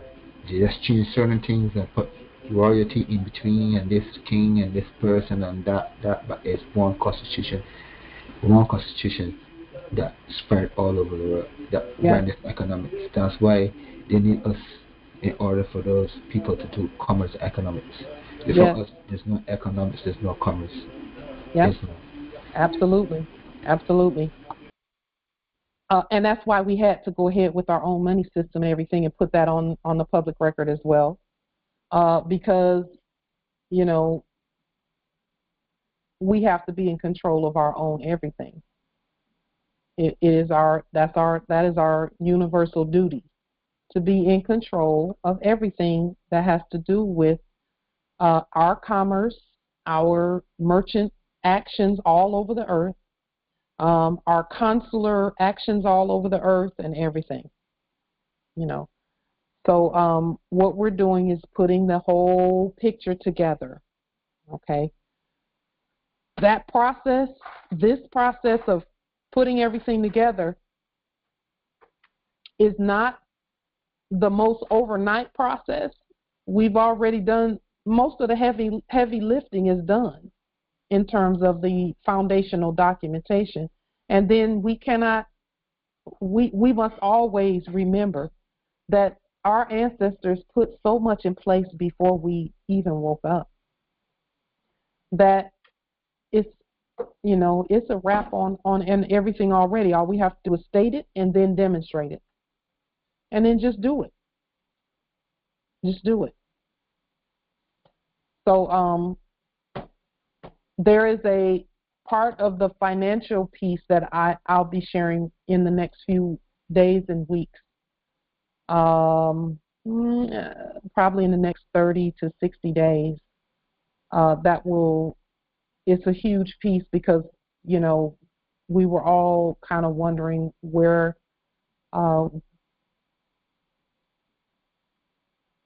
of this was going with regard to the finance piece, and we can see the end of the process of manifestation of that. We see it, we have to now demonstrate it, So, and that demonstration involves the account for the United States, because that's not something that you go to a local bank and do. You don't do it at a local bank. You do it at the level that you do it at the level of nations, states, governments, international banking, etc. So the ancestors have shown us that there will be a local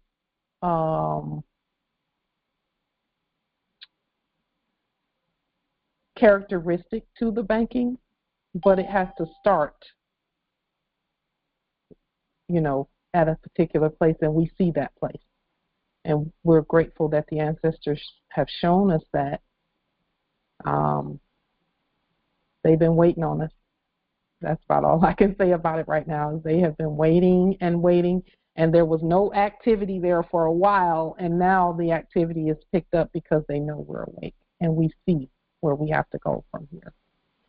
So we'll be sharing that with you as we continue to move forward so that we can get your expertise on that also, because we need it. So with that being said,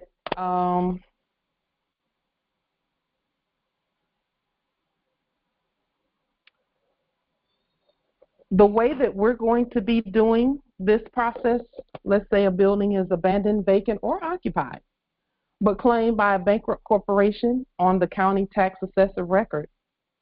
Generally, the city will announce to the public that the process will begin concerning what will be done with the site. And we can actually provoke that. Our companies and corporations can provoke the city to move on the process of getting input from the public. And that's really what the city is for. The city is a tool that is to be used by the people in order to get what they want from the corporations. Okay? Not the other way around. The city is not supposed to push on the people. The city is not supposed to be an albatross around the people's necks. The city is not supposed to be a bully with policy enforcers running around everywhere throwing all the citizens, the people in jail. That's not what a city is for. A city is not supposed to be a bully, okay? The city works for the people. And it just so happens, fortunately for the Moors, that we're both. We're actually all three. We are the owners and heirs to all companies and corporations. We are the city, and we're the people. We're the government, we're the law, and we're the people. And that's going to make things so much easier on all parties involved. Okay? So, for example, the United States the commercial arm of the United States, the creditor commercial arm that we have put on the public record, can claim a building and then prompt the city to have the people come and bring their ideas, their thoughts, their, whatever it is that they want for their city, whatever they see for this particular site or this building or this space. You make a proposal and you say, okay, people, what do you want for your land? What do you want for your land? Or what do we need? Do we need more housing? Do we need a community center? Do we need a gym? Do we need another school? Do we need a temple? Do we need because those are our erudition places. Our temples and mosques are our erudition centers, the centers for erudition for us. What is it that we need? Let's go ahead and move forward and see what the people think about it. And that's going to be the beauty of Moors being in our proper place where government is concerned, is that the things that we need, we can speak them into manifestation, literally. Okay? And then see the building be put there, and have a say in all of that. So the city and the new owner corporation, for example, the United States, where we're concerned, the living organic United States, will begin proceedings to approve a plan and develop the site. The city, which represents the people, must approve the use of the land and of the building by way of the following process. And this is basically the process in a nutshell. This is the simplicity of the process. This is in its simplest form. So where Moors are concerned, implementing the foundation for your city. All cities should read, study, and sign into law an original replication of the Growth Management Law of 1990, which is Chapter 36.70A, unless you have another growth management law at your territory, okay, that you want to put on the public record as the law for your city, for your territory. We'll put a link to that in the chat for those who will begin governing their cities and their territories, because this growth management law, it simply gives us the language on the public record. It gives us the language that we need in order to start putting these processes in place and getting the assistance for the Moors that is necessary, that's needed. Moors need domiciles, conveyances, and we also need to be governing. So I put it in the chat, a growth management planning by selected counties and cities, and this link will be under the video. And so you will put the Growth Management Law of 1990 on the public record. This replicated law is pertinent and applicable to all cities as indicated by the definition therein of city.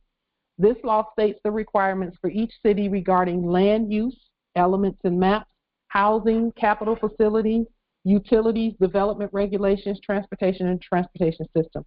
Comprehensive plans shall have both a zoning map and a land use map, if possible, of the city. The cities already have these.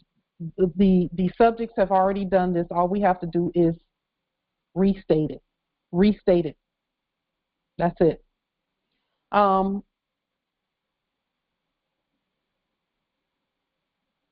This process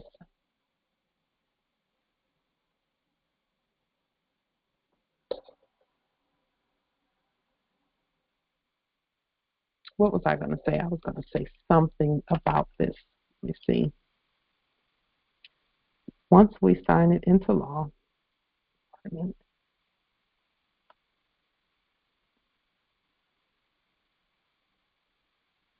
okay, it'll come back to me in a minute. Number 2, and this is only 6 steps, I believe, 6 or 7 steps. Yeah, 6 steps.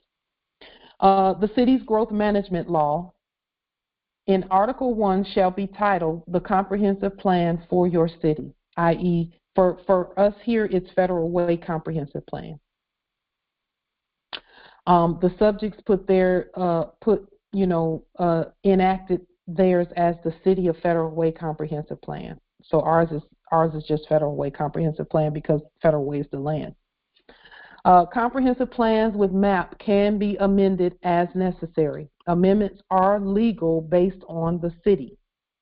Federal Way Revised Codes, Chapter 19.35. Okay, yeah, I just added that in just from looking at the process. And again, this is just the way to set up your city so that you can start claiming the buildings and the get the process going, so that we don't have to keep dealing with things like policy enforcers, evictions, and all of that. This stuff needs to be done. Okay. The city's growth management law in Article 1, okay, I read that already. Part 2, so that's 1 and 2. Part 2, which is the last part, governing the structural process. Number 3, the city may initiate or a person initiates a request regarding rezoning, building, demolishing, or changing a parcel or site. The city announces a series of public meetings, which is a court action, to get testimony from the people regarding their thoughts, ideas, and experiences with the site. And at that time, they also begin accepting development plans. The city planning committee and the city council begin accepting written development plans from interested parties, corporations, who are prepared to develop the site. And then lastly, the city eventually chooses the best development plan and publishes their findings by city ordinance based on the public input and other criteria mentioned above, along with the contract for the chosen corporation to sign. Development on the building site begins. Okay. So again, based on the public input and other criteria mentioned above, that other criteria is this right here: public testimonies, supporting development plan reports and amendments by owner, adjacent land compatibility and effects on open spaces, streams, lakes, and wetlands. And again, this stuff is already done for us, Moors. We just have to restate it. Household and job projections, overall consistencies with the city's comprehensive plan, relationship to public health, safety, and welfare, best interest of the residents of the city, and consistent with King County or the county planning policies, state law, and city codes and statutes. Okay. And again, this is how we get things done is, you know, we've put our status on the public record. We know we're the government, so we have to do the same things that our ancestors did. And then we can watch the subjects and see what they did, you know, in terms of getting this stuff written up. so that we can properly move forward. We need to go ahead and move forward on getting domiciles and things like that. This is the way forward. This is government. This is the way forward. This is how we move past people getting thrown out on the street, people getting pulled over, people getting,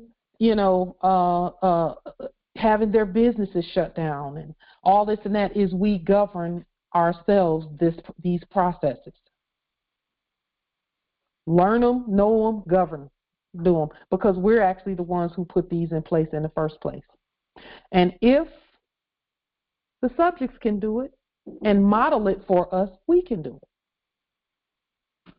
Are there any questions, comments, etc., with regard to anything that we've put forth? And again, all of this is actually enforcing the Constitution by way of defense, the common defense and general welfare of the United States, which is the people. This is how you enforce the Constitution on a more granular level, or a more widespread level even. It's both granular and widespread. Are there any questions or comments regarding setting up your cities and preparing to continue governing? Islam, Empress. Yes. All of this topic today, or the topics today, has me looking at what's going on here in the island. Mm-hmm. I realize that you have said in the past, much of what's going on does not apply to us, in the press anyway, in the news and that sort of thing. But the custodian formerly in the office of Prime Minister, along with private sector corporations and a particular corporation that purportedly owned by the office, the government, they've been bulldozing people's homes, buildings, and I'm just trying to get my head around and saying, that they're squatters and I'm listening to all of this, and I'm just, trying to get my head around the whole thing. What comes to mind? There are a lot of these. Over the years, the de facto government has been partnering, particularly since the pandemic. There's been a real push to partner with the private sector. Just checking in, sweetheart. Did you pick up that Range Rover yet? Hold on for just a moment. Just checking in, Pauline. Did you get that Range Rover, honey? Just checking in, Pauline. Go ahead and shut that down. Okay, go ahead. Anyway, talk over all of that noise, because it's a lot of noise. I just talk over and disrespect it. Seriously, my goodness. Basically. Dogs are barking or blowing gas. Yes. And so there's a lot of development going on with these development companies. Part of their portfolio or their plan is, their regular housing, but low income, or I forget the term that they particularly use. But, my head is just sort of trying to put it all together. And are they, for instance, is it possible that those developers and farmland or agricultural land is now they're no longer doing that, they're going to be developing? Is it possible that they're taking part of the Section 8 types of absolutely fundings and and I'm just sitting here and it's like there's so much to take in, but I just wanted to put that on there, and then the whole literally bulldozing people's buildings.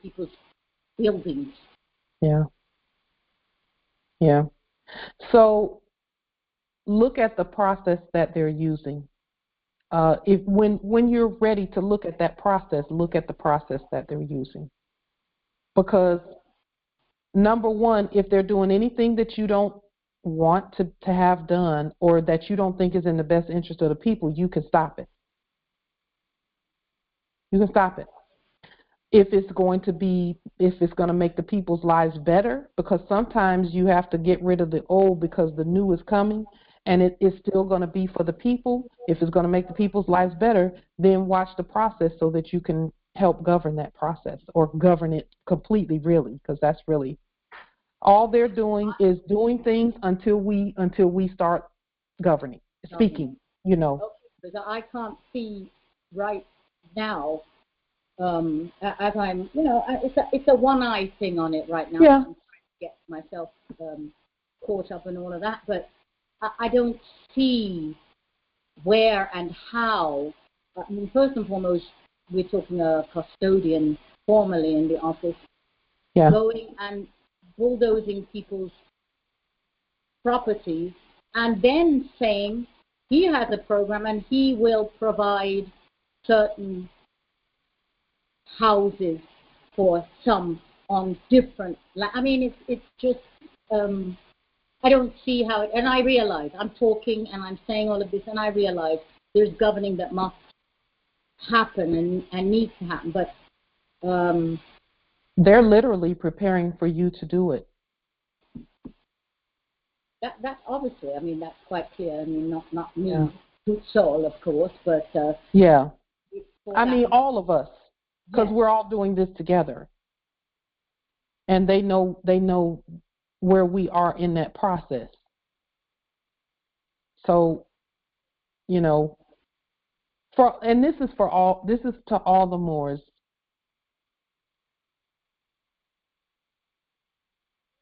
Whenever you are ready to absorb the information and do it is when you do it.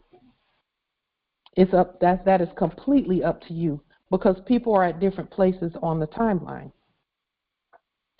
One thing we know is that all hands on deck with housing for Moors, because Moors need housing. Absolutely. And so that's where we're coming from with all of this is Moors need domiciles, and I'm so tired of seeing Moors be evicted and things like that. And the only way that's going to be done properly is for us to do it. We already know that's why we're here, is to govern and to put everything back into the fold, the constitutional fold of government. You know, like our teachers have been saying. So let's go. I hear you, and I know, and I see it, and it's heartbreaking, because our own people, the indigenous, the original, are being referred to as squatters, flung to the side, and we have a whole heap of foreign matter buying, killing, moving people out of the way so that they can claim, and our own who have been here for generations from, you know what I'm saying? I mean, I'm not even going to get hot myself, because don't get upset about it, because see what they're really doing is they're doing what they can do to wake the Moors up there to the processes. Where lawfully the land is ours. Absolutely. Now we have to get this part, because see what they're really exhibiting is lawfully they know the land is not theirs, but they got this part. Right. And I'm saying no one's going to govern our land better than us. And that's true. And that is true. And like you said, in everything in its time. And I mean, it doesn't make sense to get upset. Upset does not handle the process. And so I absolutely recognize that. Well, but Empress, that's great energy, because that energy can be redirected and be very powerfully manifested. Absolutely. Because that's what I'm doing. Empress. Because you know, some days I want to set some stuff on fire, but I'm like, oh, let me get in these documents and get in this study, because we know that's how they're doing it, how they were doing that. You know. And I mean, my energy, and believe you me, I have some fire bombs. Let me tell you. You know, our fire recognizes your fire. You know, our divinity recognizes your divinity. You know, it's absolutely. I've been directing in the study to get enough into where I can move into that place, and I mean that's really where it is. I do know that I am coming up a little bit from it and taking in a little more of Wagwan round, and but that's really where. And and I'm grateful for the study because it also directed my energy and so everything in its time, as you say. But this topic is just, it's really brought it sort of close, and I mean, get the process. I will absolutely. Yeah. We will. I mean, it's not just me. So it's wonderful. Anyway, I yield, and I just Islam Empress. Thank you for that so much, because you know I see more as really like emotional about that housing piece, and I see more who are going through that, and I'm like, we gotta stop this madness. This is madness. We gotta stop it. It's gotta be stopped. And those subjects are saying, we don't care how mad y'all get, if you don't learn this process right here, and you know what I'm saying? And I'll change that around. What they're really saying is, we don't care how mad y'all get, you're going to learn this process because this estate is yours.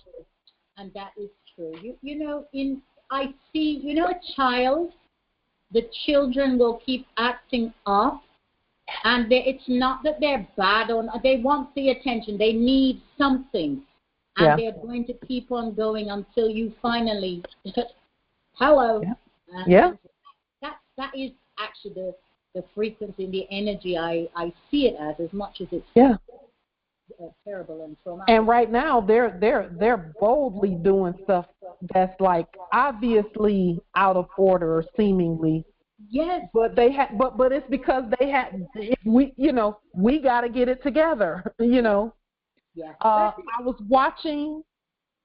Go ahead, Empress. I apologize. No, I'm just agreeing with you. I'm saying that's absolutely right. That's it.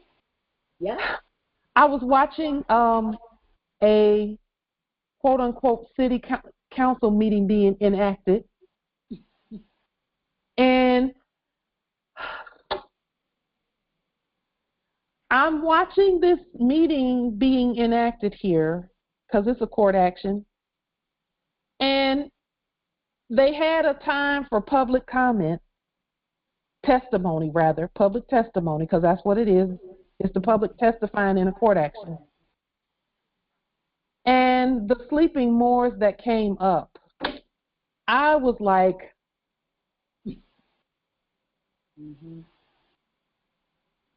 so it was several of them that came up. And first of all, I honor them for speaking up. However, that's the wrong forum, and they keep proving to them that that's the wrong forum because it's not real. But one of the first Moor that came up worked for a social services group where they help people, they feed the homeless and things like that. Well, that is all noble. That's great and noble. But she came up, and apparently someone in her group had told her that they need $3 million. Or that $3 million was their budget, but they need more. Well, she came up, and that's all they told her was that they need more. They didn't give her any facts, any figures.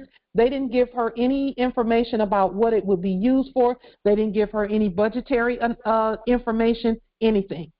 So consequently, she got up there with all this passion about $3 million is not enough, with no facts and figures, but just passion. Because and very little facts about what they even did with the $3 million that they got. And sure enough, once they cut her off, because you have 3 minutes, I think it is, and they have a little timer, and the timer goes from green to yellow to red, and at red you got to stop. Well, they stopped her and acted like she hadn't really said anything. Why? Because she didn't ask for anything with any facts and figures, and she didn't know the process. But she's a Moor, and that's why whoever it was that she was working for, they put her up to do it because they know that the only way they're going to get anything is through the Moors now. But she didn't ask any questions. I mean, she didn't ask any questions. She didn't say anything. She didn't give any figures. She didn't give any facts even about what they're doing. She just paced back and forth, moving her hands, very passionate. Now, I honor the passion to help people who need help. We all honor that, but they didn't honor it. Because they're like, this is a city.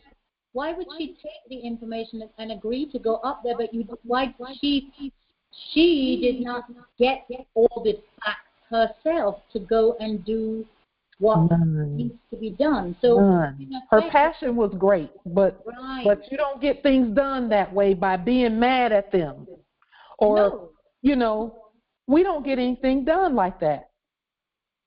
Yes, they know who we are. They know that the money is ours. They know that too. But they're also playing with us, and we're allowing ourselves to be played with, because in effect, she let herself be played with, put up there with nothing, no facts, no figures, nothing of substance. That's like going and marching again. I mean, now when the talking heads are saying, come out with your placard. Absolutely, that's exactly what that is. You're just leading your people around on a bloody leash, and you're allowing yourself to be led. And it helps get the emotion out by marching up and down the street, but you still don't get anything. But you're not getting anything. It doesn't make sense. At what point do we actually realize, hello, that's crazy. You keep repeating the same thing and expecting a different result. Yeah. That's insanity. I felt for her.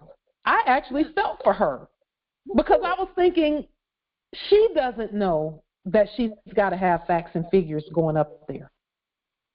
Okay, that was the first. At what point do we realize we need some facts? We realize now. I bet you we realize now. Listen, we don't need any more Moors to get hungry and be thrown out on the street in order for us to get it that we got to get these processes. We need something. Yeah, it's on us. It's my process. It's on us. Yeah. It is on us, and I'm. Yeah. Filling the brain. Yes, it is. Yep.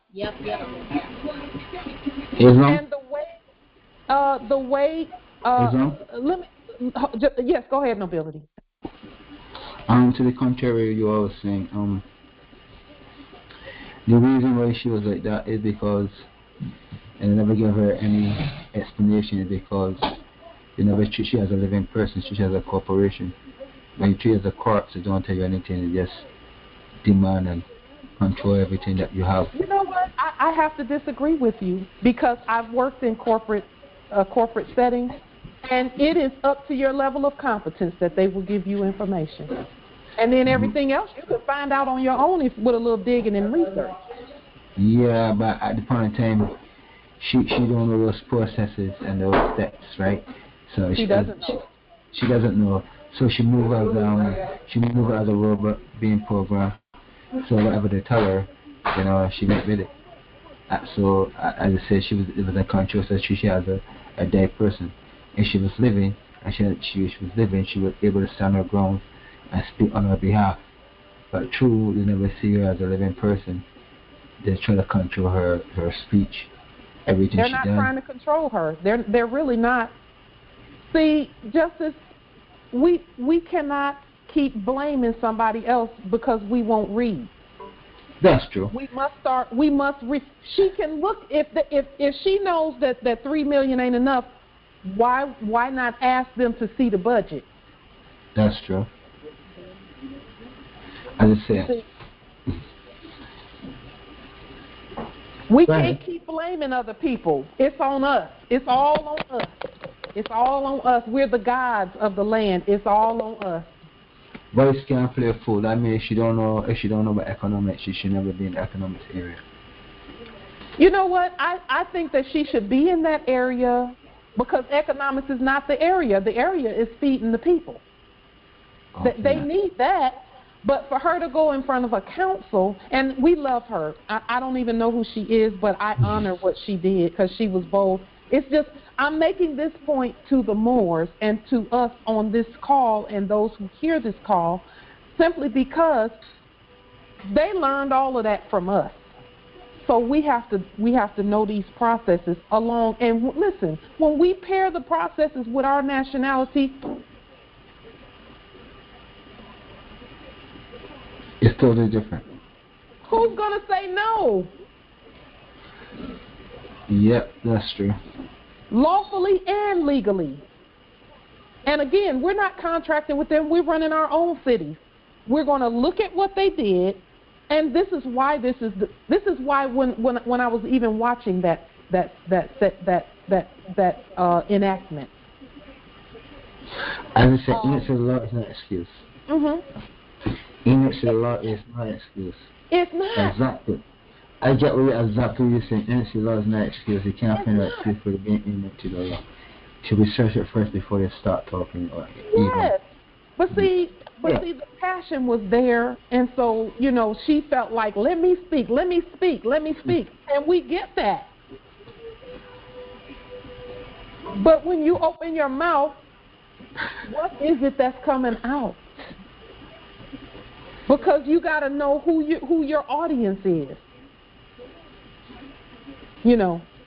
And again, we honor all that because she's doing something that a lot of us wouldn't do unless we had to do it. Which is get out there on the street and feed the people day in and day out, rain, sleet, snow, shine, heat, whatever. Some wouldn't do it and some don't have time to do it because of whatever. She researched. So she fit right there. She's in her proper place. It's just that she, if you're going to get up there and do that, be informed before you go. And here's the thing about that too, Moors, with regard to what that meeting in and of itself.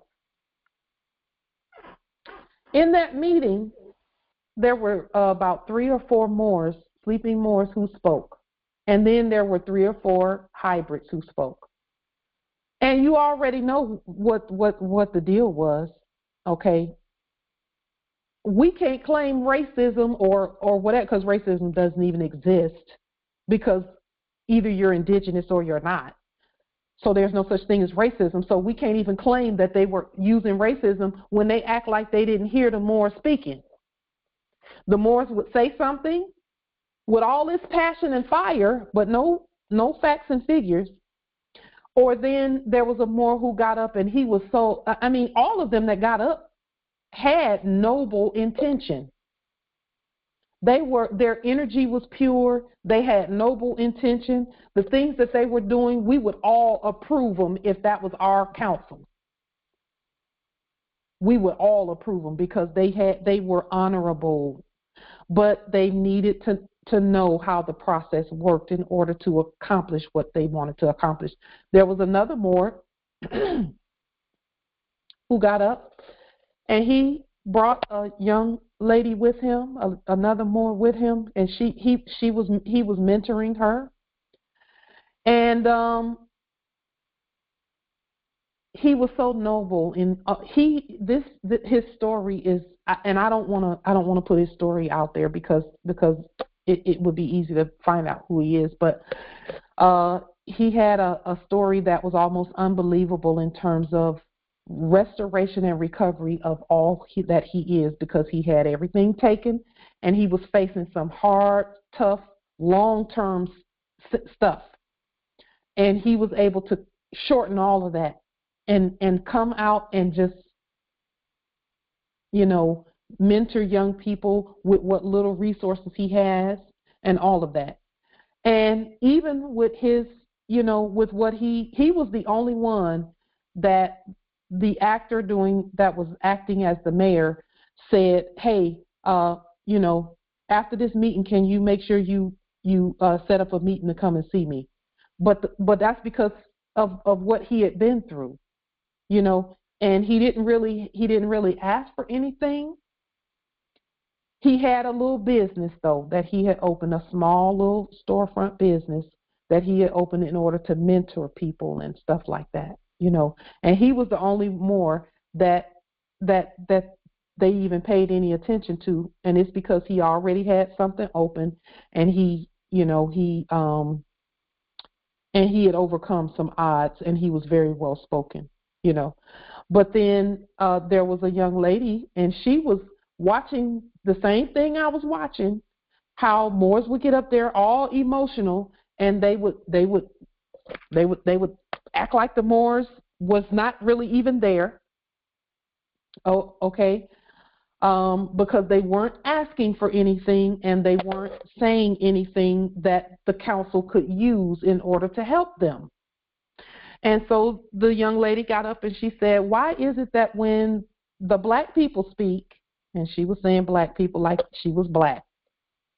That was another something that they know is not true. But she said, why is it when the black people speak, y'all just shove them off to the side, but when the white people speak, y'all actually give them some feedback and offer to help them? Because that's exactly what they were doing. But except, again, we know we're Moors and those are not white people. They were doing that, but it's because, again, the Moors that got up there didn't know the process. So now we must know the process because the land belongs to us. We must know the processes, and that's why we're doing what we're doing. There's a couple of questions in the chat. One of them was up earlier. Is this process sovereign? To the Moor who's asking if this process that we're discussing here is sovereign, it's sovereign when sovereigns are doing it. And that's why we have to stick, and we're putting it on the public record. We know the process. We know how to do it. We know how to govern. But see, we all needed to put it on the public record that we know how to do this. And we're not proving it. We're not trying to prove ourselves to subjects, okay? What we're doing is stating that we know we're governing, and this is how governing starts. This is just a start. But we have to start somewhere so Moors can stop getting put out on the street. We have to start somewhere. And so is this process sovereign? You best. That's why we are putting our process on the public record. And that is the purpose of replication of everything that we see. They replicated it and killed it. So why would we use that? No, let's replicate it and make it original because it's coming from the original people. Yes, it is a sovereign process. Absolutely. Government is sovereign. Law is sovereign. Absolutely. And Moors having domiciles and businesses is sovereign too. And this is how it gets done. Moors governing the cities, Moors governing the states, Moors governing the federal, Moors governing the earth is sovereign. That's a great question. I like that question. There's also, it says, could it be being in their meetings is similar to being in their courts where there is no remedy?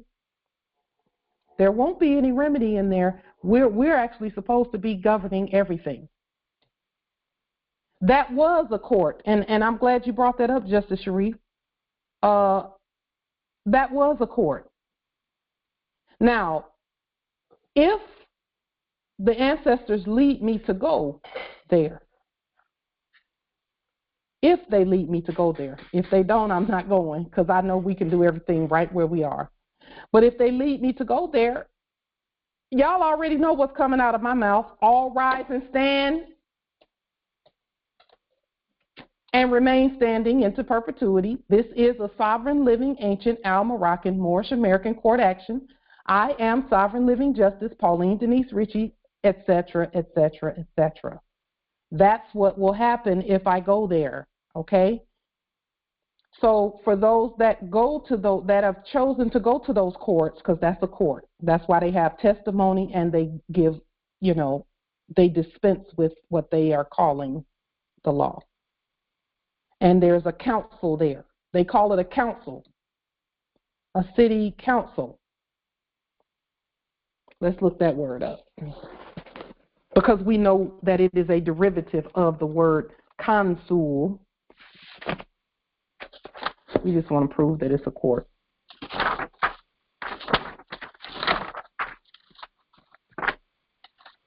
The city council. It says here, council is a noun, and the different ways that they spell it. Listen, the way they spell it, the first one looks like conceal, like you hide something, conceal, but that's Middle English, conceal. Latin is concilium, which is an assembly in Latin, together. So a council, an assembly of people summoned or convened for consultation, deliberation, advice, etc., as a council of physicians, a group of people chosen as an administrative, advisory, or legislative assembly, that's government, the legislative body of a city or town, an assembly of church officials to discuss points of doctrine. There's an ecclesiastical portion to this, because that whole council was a council of Christians. And I'm not saying that's bad, but that's why we do court actions, so that proper identities are established when we speak. 5, a body of delegates from labor unions in a city, town, etc. 6, the discussion or deliberation in a council. And 7, it says council spelled S-E-L. A common council is the legislative body of a municipal corporation, a city council. There it is right there. They're a corporation. The legislative body of a municipal corporation is a common council, a city council. It says it right there. It is generally the representative body composed of one or more aldermen elected from each of the city wards, but is sometimes the designation of a coordinate or lower branch of a municipal legislature. In other words, they don't have to be elected. They can be designated. In the latter case, the two bodies taken together are called the city council. So a city council is really not elected; they're legislated. They're delegated or designated, rather. That's the word they use here, designated. So anyway, but we are the elect, so we have to go ahead and govern, because we do hear that that energy where, well, didn't nobody elect you to that? We're the elect already. Okay, the land belongs to us. We've been the elect. The Biblios Heliotext calls us the elect. Okay, and we are a provisional government until we can have elections. So, but just because we haven't had an election does not mean we should not be governing. So no, I'm not going to wait until there's an election, as in what the subjects have. I'm not going to wait for that to start governing this territory. Why? Because that other thing is finished. It's done. That other thing is done. And also, the actual land needs to be governed. See, they do what they did. They were doing what they were doing on paper. The actual land needs to be governed by the Moors. So, justice, I don't plan on going there. I don't plan on going unless the ancestors say go. But I don't have any plans to go unless they speak from within and say, hey, go. So with that being said, this might seem like it's far from stopping Moors from being evicted and stuff, but this is exactly what needs to be done in order to do that. You see, we say and we know that we're the law and we're the government, but we actually have to do it. We have to be it. Be the government. Be the law. And we're going to be contacting or not contacting. We're going to continue to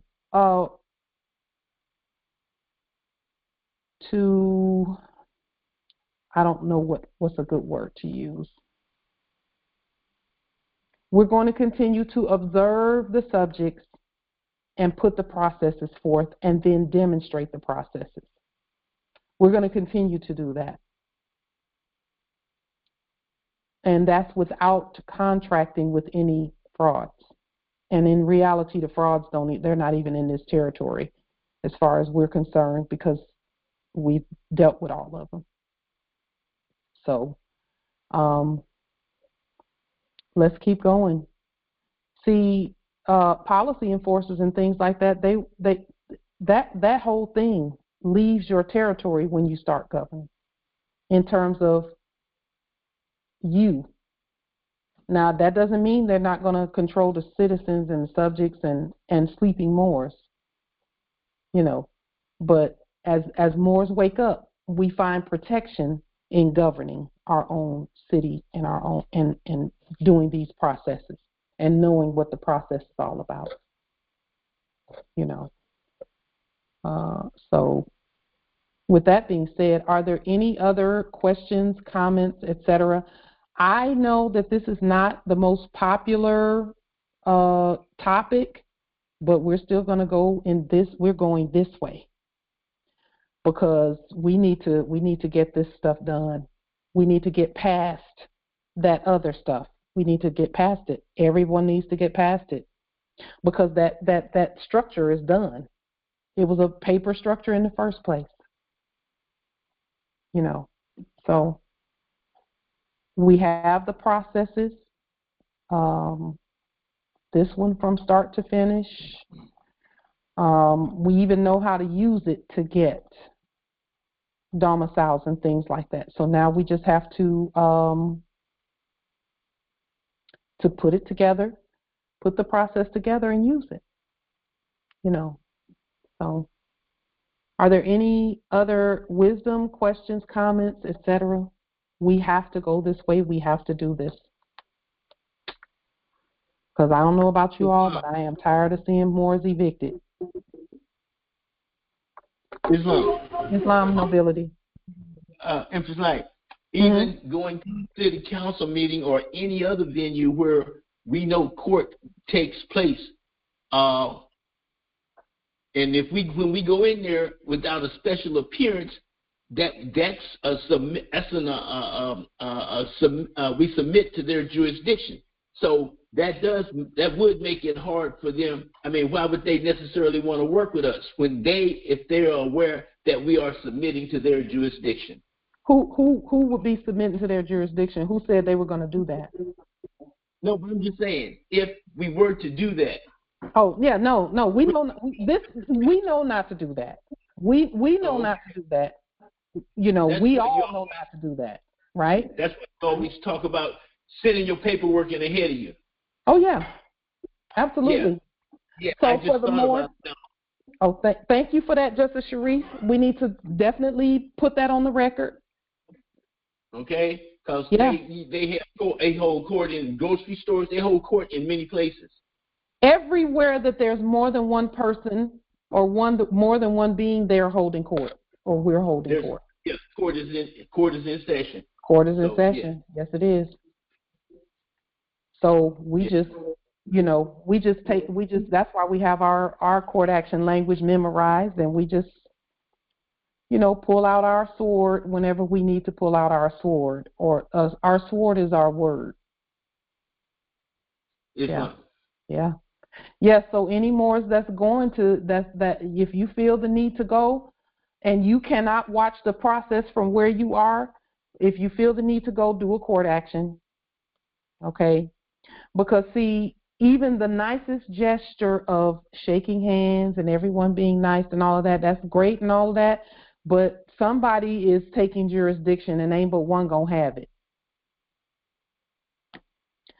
So,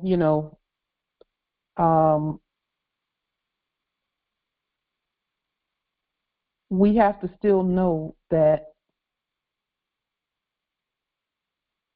governing and this estate doesn't always look the way we think it should look. You would think by the way that we were reared, the way that we were reared, that you would be able to go and shake hands with everybody and talk things out and things like that. Well, jurisdiction has to be established first. Then you can get to talking, but shaking hands, why? I don't see the need for that. But some do. Some think that's okay. Okay, hey, you can't tell sovereigns what to do, but we are 100% about keeping our sovereign jurisdiction and our sovereign status forward in the forefront of all that we do, because we know who we're dealing with. We love our subjects, but we know who we're dealing with. We created them. And so, we're going to keep things forth, keep our energy, our sovereign energy first, and our nation and state first, and then we'll go from there. So it's not the most popular topic, but you know what? It will get the results that we need, that we want to see, rather, that we prefer to manifest. So we may not always be specifically on processes like this, but to me this is really important. Really important. And so now for Moors who have experienced things like evictions and things like that, now you have some study materials to look for and to look into and to put forth and to do. For example, again, the Section 8 piece, know for yourself that Section 8 is a constitutional mandate.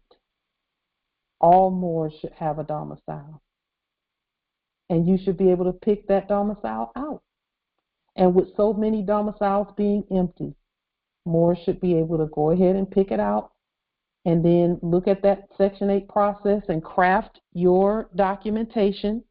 Section 8 is an application, so we'll remake the application and put it on the public record so that you can use it. And any Moors can do that, but you don't have to wait for us to do it. You can do it. Replicate the application, put it on the public record, and fill it out. Fill out your replication because that keeps it in your state. Okay, because if you fill out theirs has a bunch of little traps in it. So do the 1099. They got traps in them because they're made for citizens. They're not made for the heirs. Replicate the form and then notify. So if there be no other questions, comments of any kind, just one moment.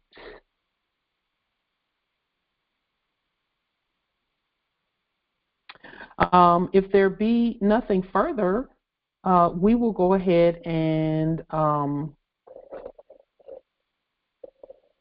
adjourn until our Sunday meeting at 6. And in the interim, as quickly as we can get these documents replicated, that's as quickly as we can go ahead and have anything that's done like that put on the United States account. Okay, so we need to start demonstrating that, having things put on the United States account and see what that's going to look like. see what what the demonstration will yield, and then we'll learn some things and know some things through those tests that we call forth.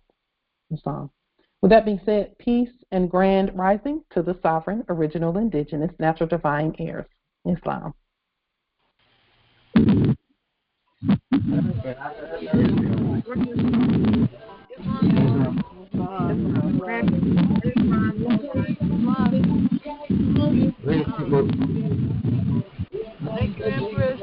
Islam, you're welcome, Empress. Thank you.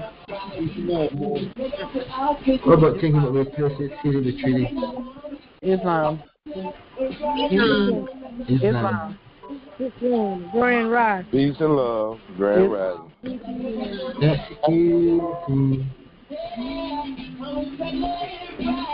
Children of